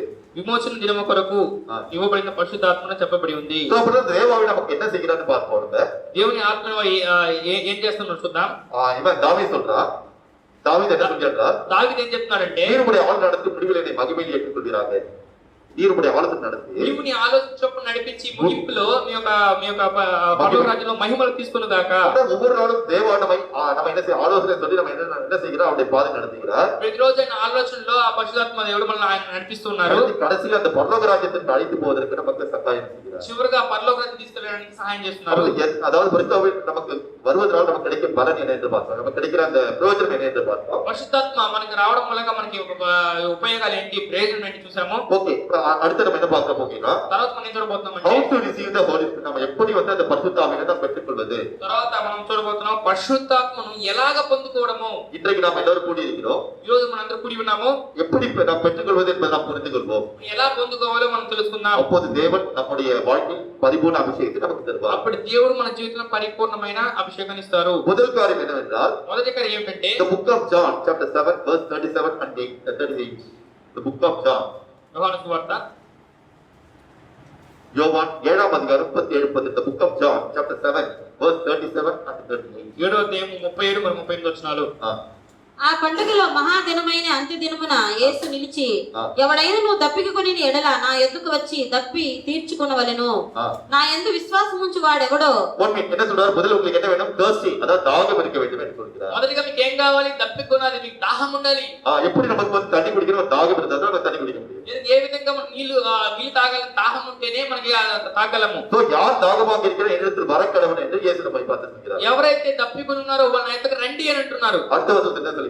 తర్వాత వచ్చి నేను చెప్తున్నారు, என்னிடத்தில் விசுவாசமா இருக்கிறவன் எவனோ அவன் இதயத்தில் ஜீவத்தின் நதிகள் ஓடும் என்று சொல்கிறார். నా యందు విశ్వాసం ఉంచువాడు ఎవడో వాని కడుపులోని జీవజలము నదులు పారును అంటున్నారు. அடுத்து என்ன? நம்முடைய வாழ்க்கை வேண்டும், அதாவது விசுவாசம் வேண்டும். తర్వాత మనకి ఏం కావాలి? మన జీవితంలో విశ్వాసం కావాలి. ரெண்டு காரியம் வேண்டும். రెండు కట్లు కావాలి. ஆண்டவருடைய அபிஷேகத்தை எனக்கு தாங்கின ஒரு தாகம் வேண்டும். ప్రభువా మీ అభిషేకం నాకు ఇవ్వండి అని ఒక దాహం కావాలి. தேவனுடைய விசுவாசத்தோடு தேவன் எனக்கு கட்டாயமா தருவார் என்று விசுவாசம் வேண்டும். రెండోది ఖచ్చితంగా దేవుడు నాకు విశ్వాసం தருவார் என்ற விசுவாசம் வேண்டும். ఇస్తాడనే విశ్వాసం కావాలి. அடுத்தது பார்ப்போம். book of Revelation chapter 22 ప్రకటన గ్రంథం 22వ అధ్యాయము verse 17. வெளிப்படுத்தல் விசேஷம் 22:17. 17వ వచనం. ఆత్మయు పెండ్లి కుమార్తెయు రమ్ము అని చెప్పుచున్నాడు, వినువాడు రమ్ము అని చెప్పవలెను. దప్పికొనిన వానిని రానిమ్ము, ఇచ్చించు వానికి జీవజలమును ఉచితముగా పుచ్చుకొననిమ్ము. என்ன சொல்லப்பட்டிருக்கு? చూడండి ఇది ఏం చెప్పడం ఉంది? We should have the desire. நமக்கு என்ன வேண்டும்? ஆசை, அதாவது அந்த விருப்பம் வேண்டும். మనకి ఏం కావాలి? ఒక ఆశ, మనకి కావాలని ఒక ఆశ కలిగి ఉండాలి. We should have the desire to have the Holy. நமக்கு என்ன வேண்டும்? ஆசை இருந்தால் தான் நம்ம பெற்றுக்கொள்ள முடியும். మనకి ఇష్టము, ఆశ కలిగి ఉంటేనే పొందుకోగలము. ஓகே, அடுத்தது நம்ம பார்ப்போம். తర్వాత మనం The చూద్దాం. book of Acts chapter 5:32. The book of Acts chapter 5 verse 32. అపోస్తలుల కార్యములు 5వ అధ్యాయం 32వ వచనం. 5వ అధ్యాయం 32వ వచనం. நமக்கு கீழ்ப்படிவர்களுக்கு தடப்படிக்கிற பரிசுத்த ஆவியானவர் என்று சொல்லப்பட்டிருக்கிறது. తనకు విధేయులు అయిన వారికి అనుగ్రహించిన పరిశుద్ధాత్మయు అని రాయబడి ఉంది. அப்படிதான் obedient. நம்ம 4 காரியத்தை பார்க்கிறோம். யாருக்கு பரிசுத்த ஆவியை தேவன் தருவார்? ఎవరికి దేవుడు పరిశుద్ధాత్మ అభిషేకం ఇస్తారో మనం 4 కార్యాలు చూస్తున్నాం. First we have to be thirsty. நாம் தாகத்தோடு இருக்க வேண்டும். మొదటిది మనం తప్పిక కలిగి ఉండాలి. ரெண்டாவது next we have to have the faith. நாம் விசுவாசத்தோடு இருக்க வேண்டும். రెండోది మనం విశ్వాసం కలిగి ఉండాలి. Third one we should have the desire. அதாவது ஆசை இருக்க வேண்டும். మూడోది ఆశ కలిగి ఉండాలి. Fourth we have to be obedient to the God. தேவனுக்கு நாம் கீழ்ப்படிந்து நடக்க வேண்டும். నాలుగోది మనం విధేయత చూపించి నడుచుకోవాలి. கடைசியாக చివరగా the book of Joel chapter 2 verse 28. యోవేలు గ్రంథము இத படிப்போம் நம்ம. చదువుదాం మనందరం కలిసి. 28 and 29. We'll read 28 and 29. யோவேல் 2వ అధ్యాయం 28 29 படிப்போம். యోవేలు గ్రంథం 2వ అధ్యాయము 28వ వచనం. తరువాత నేను సర్వజనుల మీద నా ఆత్మను కుమ్మరింతును, మీ కుమారులను మీ కుమార్తెలను ప్రవచనములు చెప్పుదురు. இது பொறுமையாக நம்ம படிப்போம். ఇది మనము నిదానంగా చదువుదాం. సో దేవుడు என்ன சொல்கிறார்? దేవుడు చెప్తున్నాడు, I pour my spirit on all the flesh. ஆபிசமான எல்லார் மேலும் நான் ஆவியை ஊற்றுவேன்னு சொல்றாரு. ఆయన చెప్తున్నాడు, నేను సర్వ జనుల మీద నా ఆత్మను కుమ్మరిస్తానంటున్నారు. அப்படி எல்லார் மேலும் ஊற்றுவேன் என்ற வாக்குத்தத்தை பிடித்துவிட்டு ஆண்டவருக்கு மேல ஊத்துங்க அப்படின்னு கேட்கணும். అంటే ప్రభువా సర్వజనుల మీద ఆత్మ కుమ్మరిస్తాను అన్నారే అని ఈ ఒక మాట అర్థం చేసుకుని అడగాలి, కుమ్మరించండి అని. அது மட்டுமல்ல, அடுத்தது என்ன சொல்றாரு? అది మాత్రం కాదు, ఏం చెప్తారు తర్వాత? அப்போது உடைய குமாரரும் குமார்த்தை என்ன செய்வாங்க? தீர்க்கதரிசனம் சொல்வார்கள். అప్పుడు మీ కుమారులు కుమార్తెలు ఏం చెప్తారు? ప్రవచనములు చెప్తారు. நம்ம பிள்ளைகளுக்கு நாம் பிரார்த்தனை செய்யணும். మన పిల్లల కోసం ప్రార్థించాలి. ஒரு பிள்ளைங்க அபிஷேகம் ஆண்டவரே, ప్రభువా మా పిల్లల్ని అభిషేకించండి. let them tell the prophecy. அவர்கள் தீர்க்கதரிசனம் சொல்லட்டும். వాళ్ళ ప్రవచనం చెప్పనియండి. నెక్స్ట్ తర్వాత మీ ముసలి వారు కలలు కందురు. நம்ம வீட்டுல நம்முடைய அப்பாவோ தாத்தா யார் இருக்காங்களோ, தாத்தா பாட்டி இருக்காங்களோ, அவங்க வந்து சொப்பன பாத்திரத்துக்கு திரும்பிட்டாங்க. మన ఇంట్లో ఎవరు తల్లిదండ్రులు ఎవరైతే ఉన్నారో లేదా తాత అవ్వలు ఎవరు ఉన్నారో వాళ్ళ స్వప్నాలు చూడడానికి ఉపదేశం చేయండి. నెక్స్ట్ తర్వాత మీ యవ్వనులు దర్శనములు చూతురు. సో உங்கள் வாலிபர்கள் தரிசனம் காண்பார். அதாவது வரப்போகிற காரியத்தை தேவனுக்கு பல காரியத்தை வெளிப்படுத்துவார். ఎందుకంటే రాబోయే కాలం అనేక దర్శనాలు మీ యొక్క యవ్వనస్తులకు చూపిస్తారు. నెక్స్ట్ తర్వాత ఆ దినములలో నేను పనివారి మీదను పనికత్తెల మీదను నా ఆత్మను కుమ్మరింతును. யார் தேவனுக்காக ஊழியம் செய்ய அவர் மேல் நான் அந்த அபிஷேகத்தை ஊற்றுவேன் என்று சொல்கிறார். ఎవరైతే నాకు సేవ చేస్తూ వాళ్ళు నా ఆత్మ కుమ్మరిస్తాను అంటున్నారు. என்னென்ன காரியம் நம்ம புரிந்து கொண்டு நாம் கேட்போம், தேவனை கேட்போம். మనం ఏ కార్యాలు అర్థం చేసుకుని எல்லாருமே அபிஷேகத்தை ஊற்றுவேன் சொல்றார். మీరు సర్వజ అందరి మీద మీ అభిషేకాన్ని కుమ్మరిస్తాను. நம்முடைய குமாரர் குமாரத்திகள் மேல, మన కుమారులు కుమార్తెల మీద எந்த வயசு சொல்ல எல்லார் மேலே, சின்ன வயசா இருக்கட்டும் பெரிய வயசா இருக்கட்டும், వాళ్ళకి ఏ వయసు అని చెప్పలేదు, చిన్న వయసు అయినా పెద్ద వయసు అయి ఉండని அவர்கள் என்ன செய்வாங்க? தீர்க்கதரிசனம் சொல்வார்கள். వాళ్ళు ఏం చేస్తారు? ప్రవచనం చెప్తారు. సో அடுத்தது என்ன பார்த்தோம்? மூப்பர்கள் என்ன செய்வார்கள்? சொப்பனம் காண்பார்கள். వాళ్ళు ఏం చేస్తారు? పెద్దలు ఏం చేస్తారు? ముసలివారు ఏం చేస్తారు? కళ్ళు కంటారు. அதுபோல் வாலிபர்களும் தரிசனம் அடைவார்கள். యవ్వనస్తులు ఏం చేస్తారు? దర్శనాన్ని పొందుకుంటారు. யார் யார் ஊழியம் செய்யறாங்களோ அவங்களுக்கு தேவன் தம்முடைய அபிஷேகத்தை ஊற்றுவார். ఎవరైతే పరిచయం చేస్తున్నారో వాళ్ళ మీద దేవుడు ఆయన అభిషేకం కుమ్మరిస్తారు. அவர்கள் அக்னி ஜுவாலையாக மாற்றுவார். వాళ్ళు అగ్ని జ్వాలలుగా మారుస్తారు. ஓகே, நம்ம என்ன பார்த்தோம்? எப்படி பரிசுத்த ஆவியை பெற்றுக்கொள்வது பார்த்தோம். మనం ఎలాగ పరిశుద్ధాత్మ పొందుకోవాలో చూసాం. இதை நான் வைத்து நான் பிரேயர் பண்ணுவோம். దీన్ని బట్టి మనం ప్రార్థన చేద్దాం. கடைசியாக நான் பார்த்து இதை முடிக்க போகிறேன். பிறகு நான் பிரேயர் பண்ணுவோம். తర్వాత చివరిగా చూసి ముగించబోతున్నాం. తర్వాత మనం ప్రార్థన చేద్దాం. கடைசியாக will see the conclusion. நம்ம வந்து இந்த பரிசுத்தவுடைய அபிஷேகம் எதற்காக கடைசியாக நான் பார்த்து முடிக்க போகிறோம். పరిశుద్ధాత్మ అభిషేకం ఎందుకు వస్తుందో చివరిగా చూసి ముగిద్దాం. The book of 2 Corinthians chapter 5 verse 1, 4 and 5. The book of 2 Corinthians కొరింథీయులకు రాసిన రెండవ పత్రిక chapter 5 5వ అధ్యాయము 1, 2, 1, 4 and 5. 1, 4 మరి 5 వచనాలు. భూమి మీద మన గుడారమైన ఈ నివాసము శిథిలమైపోయినను. நாம் இந்த உலகத்துல ஒரு வீட்ல இருக்கோம். ఈ లోకంలో మనకు ఒక ఇంట్లో ఉన్నాం. அது ஒரு பெரிய பங்களாவா இருக்கலாம். అది పెద్ద బంగ్లా ஆனா ఉండొచ్చు. தேவனுடைய பார்த்து அது ஒரு கூடாரமாக இருக்கிறது. కానీ అది దేవుని దృష్టిలో ఒక గుడారమే ఉన్నది. ஏன்னா இந்த உலகத்திற்குரிய பிரஜைகள் அல்ல. మన ఈ లోక సంబంధించిన జనులు కాము. இந்த உலகத்துல நாம் பரதேசியாக இருக்கிறோம். ఈ లోకంలో మనము పరదేశీ ఉన్నాము. அப்போ அந்த பரலோக ராஜ்யத்திற்கு சுதேசியாக அந்த பரலோக ராஜ்யத்துடைய நாம் வாசிகளாக இருக்கிறோம். మన పరలోక రాజ్యం యొక్క మనము స్వదేశీగా ఉన్నాము. నెక్స్ట్ చేతి పని కాక దేవుని చేత కట్టబడినది నిత్యమైనది అయిన నివాసము పరలోకమందు మనకున్నదని ఎరుగుదుము. நமக்காக தேவன் நமக்காக ஒரு பரலோக ராஜ்யத்தில் ஒரு இடத்தை வந்து ஆயத்தப்படுத்திருக்கிறார். మన కొరకు దేవుడు పరలోక రాజ్యంలో ఒక స్థలాన్ని సిద్ధపరిచాడు. அதுதான் நூதன எருசலேம், அதாவது இது நியூ ஜெருசலேம், நூதன எருசலேம் என்று சொல்கிறோம். అది నూతన యెరూషలేము అని చెప్పంటున్నారు. இப்போ 4வது 5வது வசனத்தை படிப்போம். 4-5 వచనం చదువుదాం. ఈ గుడారములనున్న మనము భారం మోసుకొని మూలుగుచున్నాము. இந்த கூடாரமாக இந்த வீட்டுல என்ன செய்யறோம், பல பாரங்களை ஒருத்தர் நம்ம பாக்குறோம். ఇంకా నీ గుడారంలో మనం ప్రతిరోజు భారం మోసుకొని నడుచుకుంటున్నాము. ஒருத்தரோட வாழ்க்கையில உத்தியோகத்த பாரமா இருக்கும், ఒక్కొక్కరి చేతిలో ఉద్యోగాల భారం అయి ఉండొచ్చు, வீட்டுல கணவன் மனைவி மூலமாக பாரம் இருக்கலாம், ఇంకా భార్య భర్తల మధ్య భారం అయి ఉండొచ్చు, இல்ல கடன் பாரமா இருக்கலாம், తప్పుల భారం అయి ఉండొచ్చు, சரீர வியாதிகளா இருக்கலாம், శరీర వ్యాధులు అయి ఉండొచ్చు. இப்படி அநேக பாரங்களை சுமந்து தவிக்கிறோம். ఇలాగ అనేక భారములు మోయించు కష్టపడుతున్నాం. ఇది తీసివేయవలనని కాదు గాని இதை நான் வந்து எடுத்து போட வேண்டும் என்று நான் நினைப்பதில்லை. ఇది మనం తీసివేయాలని అనుకోవడం లేదు. మత్తిమైనది జీవము చేత మృంగివేయబడినట్లు ఆ నివాసమును దీనిపైన ధరించుకొని కోరుచున్నాము. ஓகே, நமக்கு என்ன சொல்லி இது வந்து நமக்கு எப்படி புரியறதுக்கு என்ன சொல்றாருன்னா, మనకు అర్థం అవడానికి ఏం చెప్తున్నారంటే, இப்ப பாருங்க, ஒரு போர்வை எப்படி ஒரு பெட்ஷீட் இருக்கும், பெட்ஷீட் மாதிரி இந்த ஜீவனை நம்ம வந்து போத்திக்கிட்டு இருக்கோம். మనం ఏ విధంగా బెడ్షీట్ ఉందో ఆ బెడ్షీట్ మనం కప్పుకొని ఉన్నాం. சோ இந்த பெட்ஷீட் நம்ம வந்து நம்ம விட்டு தூக்கி போட வரல. ఈ బెడ్షీట్ ని మన దూరంగా వేయడానికి పారవేయడానికి அப்படியே ఇష్టపడలేదు. இந்த உலகத்துல உள்ள பாரத்தை பார்த்து நாம் தவித்து நாம் தற்கொலை பண்ணிக்க வரல. మనం ఏం చేసినా అనేది ఈ యొక్క లోకంలో భారాలు చూసి మనం ఆత్మహత్య చేసుకోవాలని అనుకోవట్లేదు. ஏன்னா என்னோட வாழ்க்கையில் நான் நினைக்கிற காரியம் நடக்காது. ఎందుకంటే నా జీవితంలో అనుకున్న కార్యం జరగవు. தேவனுடைய சித்தத்தின்படி தான் ஒவ்வொரு காரியம் நடக்கும். దేవుడి చిత్త ప్రకారమే ప్రతి కార్యం జరుగుతుంది. இப்ப இந்த மனசுல கூட எனக்கு அநேக பாரங்கள் கஷ்டங்கள் இருக்கிறது. నాకు మనసులో కూడా అనేక భారాలు కష్టాలు ఉన్నాయి. எனவே இந்த உலகத்தில் தேவன் தந்த ஜீவனை நான் வெறுத்து இந்த ஜீவனை நான் விட்டு போகாதபடிக்கு మరి ఈ లోకంలో నాకు జీవమును నేను విడిచి దేవుని విడిచి వెళ్ళకూడనట్లు ஆண்டவராக இயேசு கிறிஸ்துவின் வருகையில ప్రభువైన యేసుక్రీస్తు రాకడలో அவர் தரையிற அந்த நித்திய ஜீவன் மூலமாக ఆయన ఇవ్వరున్న నిత్య జీవం మూలముగా இந்த ஜீவனை அது என்ன செய்யும், அது விழுங்கிடும், அந்த மரணத்தை விழுங்கிவிடும். ఈ జీవం అనేది ఈ మరణాన్ని మృంగి వేస్తుంది. அப்போது எனக்கு ஒரு புதிய ஜீவன் கிடைக்குது. అప్పుడు నాకు నూతన జీవం దొరుకుతుంది. அதற்காக நான் காத்திருக்கிறேன். దాని కొరకు వేచి ఉన్నాను. சொல்ல புரியுதா உங்களுக்கு? అని చెప్పి இந்த అర్థమవుతుందా? உலகத்துல நாம் எல்லோரும் சில பாரங்களை சுமந்து தவிக்கிறோம். ఈ లోకంలో మనం అనేక భారాలు మోయించు తలడెత్తుతున్నాము. அதற்காக இந்த வாழ்க்கை நாம் வெறுத்து விட விரும்பவில்லை. దానికోసం ఈ యొక్క జీవితాన్ని మనం ద్వేషించట్లేదు. இந்த வாழ்க்கை தேவன் எப்படி வாழ சொல்லி அதன்படி நாம் வாழ்ந்து ఈ జీవితాన్ని ఎలా జీవించమని దేవుడు చెప్తున్నారో ఆ ప్రకారం జీవించి அவருடைய வடத்தில் தரை இருக்கிற அந்த நித்திய ஜீவனை நாம் பெற்றுக்கொண்டு ఆ ఇవ్వనున్న నిత్య జీవనం పొందుకోవడానికి இந்த மரணத்தை அந்த நித்திய ஜீவன் வந்து விழிக்க என்ன செய்யும், நம்ம இந்த பரலோக ராஜ்யத்திற்கு அழைத்து செல்லும். ఈ మరణం అనే దాన్ని ఆ నిత్య జీవం నింగివేసి మనల్ని పరలోకానికి తీసుకెళ్తుంది. அடுத்த வசனம் முக்கியமான, இதற்கு நம்ம யார் ஆயத்தப்படுத்தினார்? அடுத்த வசனம் படிங்க. తర్వాత వచనం చాలా ముఖ్యమైనది. అది దీనికి ఎవరు సిద్ధపరుస్తున్నారో చదవండి. తర్వాత వచనం, దీని నిమిత్తము మనలను సిద్ధపరిచిన వాడు దేవుడే, ஓகே. మరియు ఆయన తన ఆత్మను సత్యకరువును మనకు అనుగ్రహించి ఉన్నాడు. எனவே இதற்கு நம்ம ஆயத்தப்படுத்தி யார்? தேவன். దీనికి మనం సిద్ధపరిచేవాడు దేవుడు. அதற்காக ஒவ்வொரு நாளுமே ஆயத்தப்படுத்துகிறார். దాని కొరకు ప్రతిరోజు సిద్ధపరుస్తున్నారు. இன்னைக்கு நாம் என்ன பார்த்தோம்? ఈరోజు మనం ఏం చూసాం? பரிசுத்தம் நமக்கு எதற்கு வேண்டும் என்று பார்த்தோம். పరిశుద్ధాత్మ అభిషేకం మనకి ఎందుకు కావాలి? நீங்களான இந்த பரலோக ராஜ்யத்திற்கு போவதற்கு நம்ம ஆயத்தப்படுத்துகிறார் அவர். మీరు నేను ఆ పరలోక రాజ్యం వెళ్ళడానికి ఆయన సిద్ధపరుస్తున్నారు మనల్ని.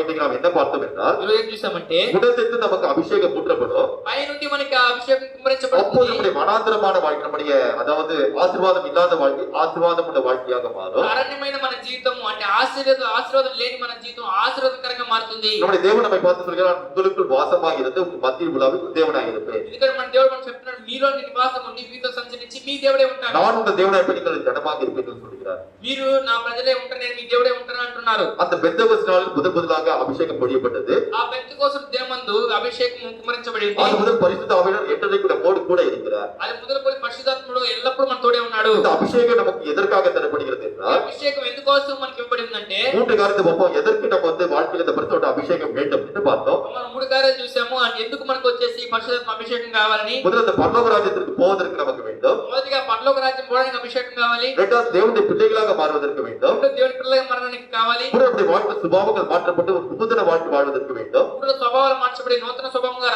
మార్చబడాలి. ஓகே, அப்ப நாம என்ன செய்யணும்? முதல்ல நாம் வந்து பாப்டிசம் எடுத்தபோது మొదటిగా బాప్తిసం పొందుకున్నప్పుడు கிறிஸ்துவுக்குள் எல்லாரும் வந்து விட்டோம். మనం క్రీస్తునందు అందరూ వచ్చాము. இப்போது நமக்கு கிறிஸ்து வருவதற்கு இந்த பரிசுத்த ஆவியை நாம் பெற்றுக்கொள்ள வேண்டும். ఇప్పుడు క్రీస్తు మొన్న రావడానికి పరిశుద్ధాత్మ అభిషేకం పొందుకోవాలి. So, இந்த பரிசுத்தோட அபிஷேகத்தை நாம் பெற்றுக்கொள்ளும்போது நமக்கு என்ன பலன்கள் கிடைக்கிறது என்று ఈ பார்க்கும்போது, పరిశుద్ధాత్మ అభిషేకం పొందుకున్నప్పుడు ఏ ఉపయోగాలు ఏ ప్రయోజనం దొరుకుతుందని நம்முடைய చూసినప్పుడు சரீரத்தின் செயலை அழித்து ஆவியின்படி நடக்கிறோம். శరీరక్రియలు నశింపజేసి ఆత్మానుసారం నడుచుకుంటున్నాం. நம்முடைய வாழ்க்கை சமாதானத்தோடு அந்த நித்திய ஜீவனை நோக்கி நாம் போகிறோம். మన జీవిత సమాధానంతో ఆ నిత్య జీవితం వైపు వెళ్తున్నాం. நம்முடைய பிரார்த்தனை தேவன் நமக்கு சகாயம் செய்கிறார். మన ప్రార్థన దేవుడు సహాయం చేస్తున్నాడు. நம்முடைய வாழ்க்கையில் நாம் எதிர்பார்க்கும் விடுதலை, எந்தெந்த காலத்தில் விடுதலை வேண்டுமோ அந்த விடுதலை தருகிறார். మన జీవితంలో ఏ కార్యాలు విడుదల కావాలో అపరాధ విడుదల చేస్తున్నారు, நம்மை சாட்சியாக நடத்துகிறார், మన సాక్షిగా నడిపిస్తున్నారు, ஆவிக்குரிய கனிகள் வெளிப்படை கிருபை தருகிறார், ఆత్మీయ ఫలంలో రక్షపడడానికి ఉపదయ చేస్తున్నారు, ஆவிக்குரிய வரங்களை தருகிறார். ఆత్మీయ వరములు ఇస్తున్నారు. கடைசியாக அந்த விமோசன நாள், அந்த மீட்கப்படும் நாளுக்காக நம்ம வந்து ஒரு நாள் வழிநடத்துகிறார். తర్వాత విమోచన దినం కొరకు ప్రతిరోజు సిద్ధపరుస్తున్నారు. எனவே இந்த பரிசுத்தவை நாம் எப்படி பெற்றுக்கொள்வது? ఈ పరిశుద్ధాత్మని ఎలా పొందుకోవడము? நமக்கு first we should have the thirst, நாம் தாகம் இருக்க வேண்டும். తప్పిక కొనవలెను.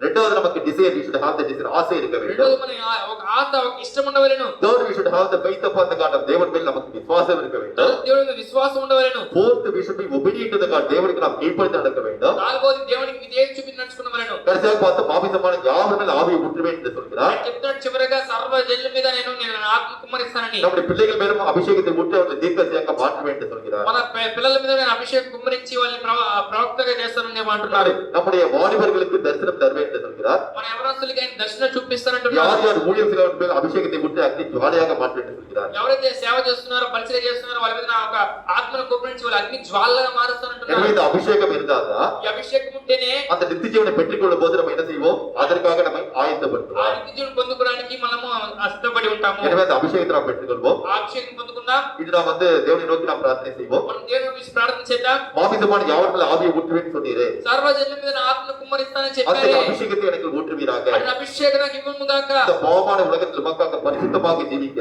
ఈ పాపమైన ఈ లోకంలో మీ కొరకు పరిశుద్ధంగా உமக்கு జీవించడానికి, ஒரு பிரயோஜனமுள்ள வாழ்க்கை வாழ మీకు ప్రయోజనమైన జీవితం జీవించడానికి எங்களுக்கு கிருபை தருவீராக. నాకు అటువంటి కృపను ఇవ్వము గాక. இந்த தீர்க்கதரிசியாக என்னோடு பேசிய வார்த்தைகளுக்கு ஏற்ப ఈ రోజు ప్రవచనముగా మీరు మాతో మాట్లాడిన మాటల రీతిగా நாங்கள் உமக்காக ஒரு கடிதரும் வாழ்க்கை வாழ మీ కొరకు ఫలించే జీవితం జీవించడానికి, உங்கள் நாம் நினைத்திருக்க, మీలో నిలిచి ఉండడానికి, இந்த உலகத்தில் பாவத்தால் நாங்கள் சிக்கிட்டு ఈ போகாதபடிக்கு లోకంలో పాపంలో మేము చిక్కబడకున్నట్లు, உங்கள் எண்ணத்தில் நினைத்திருக்க మీ ఎల్లప్పుడు నిలిచి ఉండనట్లు அந்த அபிஷேகத்தை ஊற்றுவீராக. ఈ అభిషేకం కుమ్మరించుము గాక. அதுபோல நாங்கள் அநேக கனிகள் கொடுக்க, దాని మూలంగా మేము అనేక ఫలములు ఇవ్వలాగున பிதாவாகிய தேவனுடைய நாமம் வகைப்பட తండ్రి అయిన దేవుడు నామం మహిమపడినట్లు நீரை எங்களை வழிநடத்துவீராக. మీరే నడిపించుము గాక. பிள்ளைகள் மேல் உமது அபிஷேகத்தை ஊற்றுவீராக. మా పిల్లల మీద అభిషేకం కుమ్మరించుము அந்த గాక. வாலிபர் மேல் அபிஷேகத்தை ஊற்றுவீராக. యవనస్తుల మీద అభిషేకం కుమ్మరించుము గాక. அவர்கள் தரிசனம் காண்பதற்கு கிருபை தருவீராக. వాళ్ళ దర్శనం చూచిన కృప దయచేయము அந்த గాక. பிள்ளைகள் தீர்க்கதரிசியாக, ஜாதிகளுக்கு தீர்க்கதரிசியாக மாற கிருபை தருவீராக. నా ప్రజలు నా పిల్లలు ప్రవక్తలకు మారును గాక. உம்முடைய உன்னதமான ஆவிக்குரிய வரங்களை தருவீராக. మీ మహోన్నతమైన ఆత్మీయ వరం ఇవ్వుము గాక. எங்கள் வாழ்க்கை மூலம் அநேகர் பிரயோஜனப்பட, அநேகர்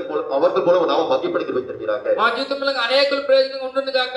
இப்போது நீதிமான் விண்மைக்காரன் கொடுக்கப்படும் என்று சொன்ன தேவன், ఇప్పుడు నీతిమంతుని ఆశించినది వానికి దొరుకుని చెప్పిన దేవుడవు, நாங்கள் உம்முடைய சித்தத்தின்படி கேட்கிறோம். నేను మీ చిత్త ప్రకారం అడుగుచున్నా. உமது அபிஷேகத்தை நிரப்புவீராக. మీ అభిషేకం నింపుము గాక. உமது வல்லமையை நிரப்புவீராக. మీ శక్తితో నింపుము గాక. உமது உன்னதமான வரங்களை தருவீராக. మీ మహోన్నతమైన వరములు ఇవ్వుము గాక. எங்களை பார்ப்படி சாயனைகள் காண, எங்களை பார்ப்பவர்கள் మమ్మల్ని చూచినట్లు మిమ్మల్ని చూచినట్టుగా ఉన్నట్లు நீரை எங்களை வழிநடத்துவீராக. మీరే మమ్మల్ని నడిపించుము గాక. எங்களுடைய ஜெபத்தை கேட்டு ஒவ்வொரு நீரத்தில் அபிஷேகம் செய்வீராக. మా ప్రార్థన ఆలకించి మా ప్రతి ఒక్కరిని మీరు అభిషేకించుము గాక. இப்போது எங்களை முழுமையாக உமது கருத்து அர்ப்பணிக்கிறோம். మమ్మల్ని అందరినీ పూర్తిగా మీ చేతికి అప్పగిస్తున్నాం. நீரை உமது அபிஷேகத்தை நிரப்ப வேண்டுமா ஜெபிக்கிறோம். మీరే మీ అభిషేకంతో నింపునట్టు ప్రార్థన చేస్తున్నాం. நாங்கள் எதை கேட்டாலும் நீர் செய்வேன் என்று சொன்ன தேவன், మేము ఏమడిగినా ఇస్తాను చెప్పిన దేవుడవు, இயேசு நாமத்தில் கேட்கிறோம். యేసు నామములో అడుగుతున్నాం. உமது அபிஷேகத்தை நிரப்புவீராக. మీ అభిషేకం నింపుము గాక. உமக்காக சாட்சியாக வாழ்கிற வைத்திருவீராக. మీకు సాక్షిగా జీవించిన కృపను దయచేయము அந்த గాక. தாவீதை வாழ்க்கை செய்தது போல ஒவ்வொரு நாளும் பாத்திரத்தை நிரப்ப வழி செய்கிறாங்க. ఆరు దావీదు జీవితం చేసిన ప్రతిరోజు మీ పాత్ర నింపి పొర్లినట్టు చేయము. புது எண்ணெய்கள் ஒவ்வொரு நாளும் அபிஷேகம் பண்ணப்படுகிறது காரணம். కొత్త తైలంతో అభిషేకించు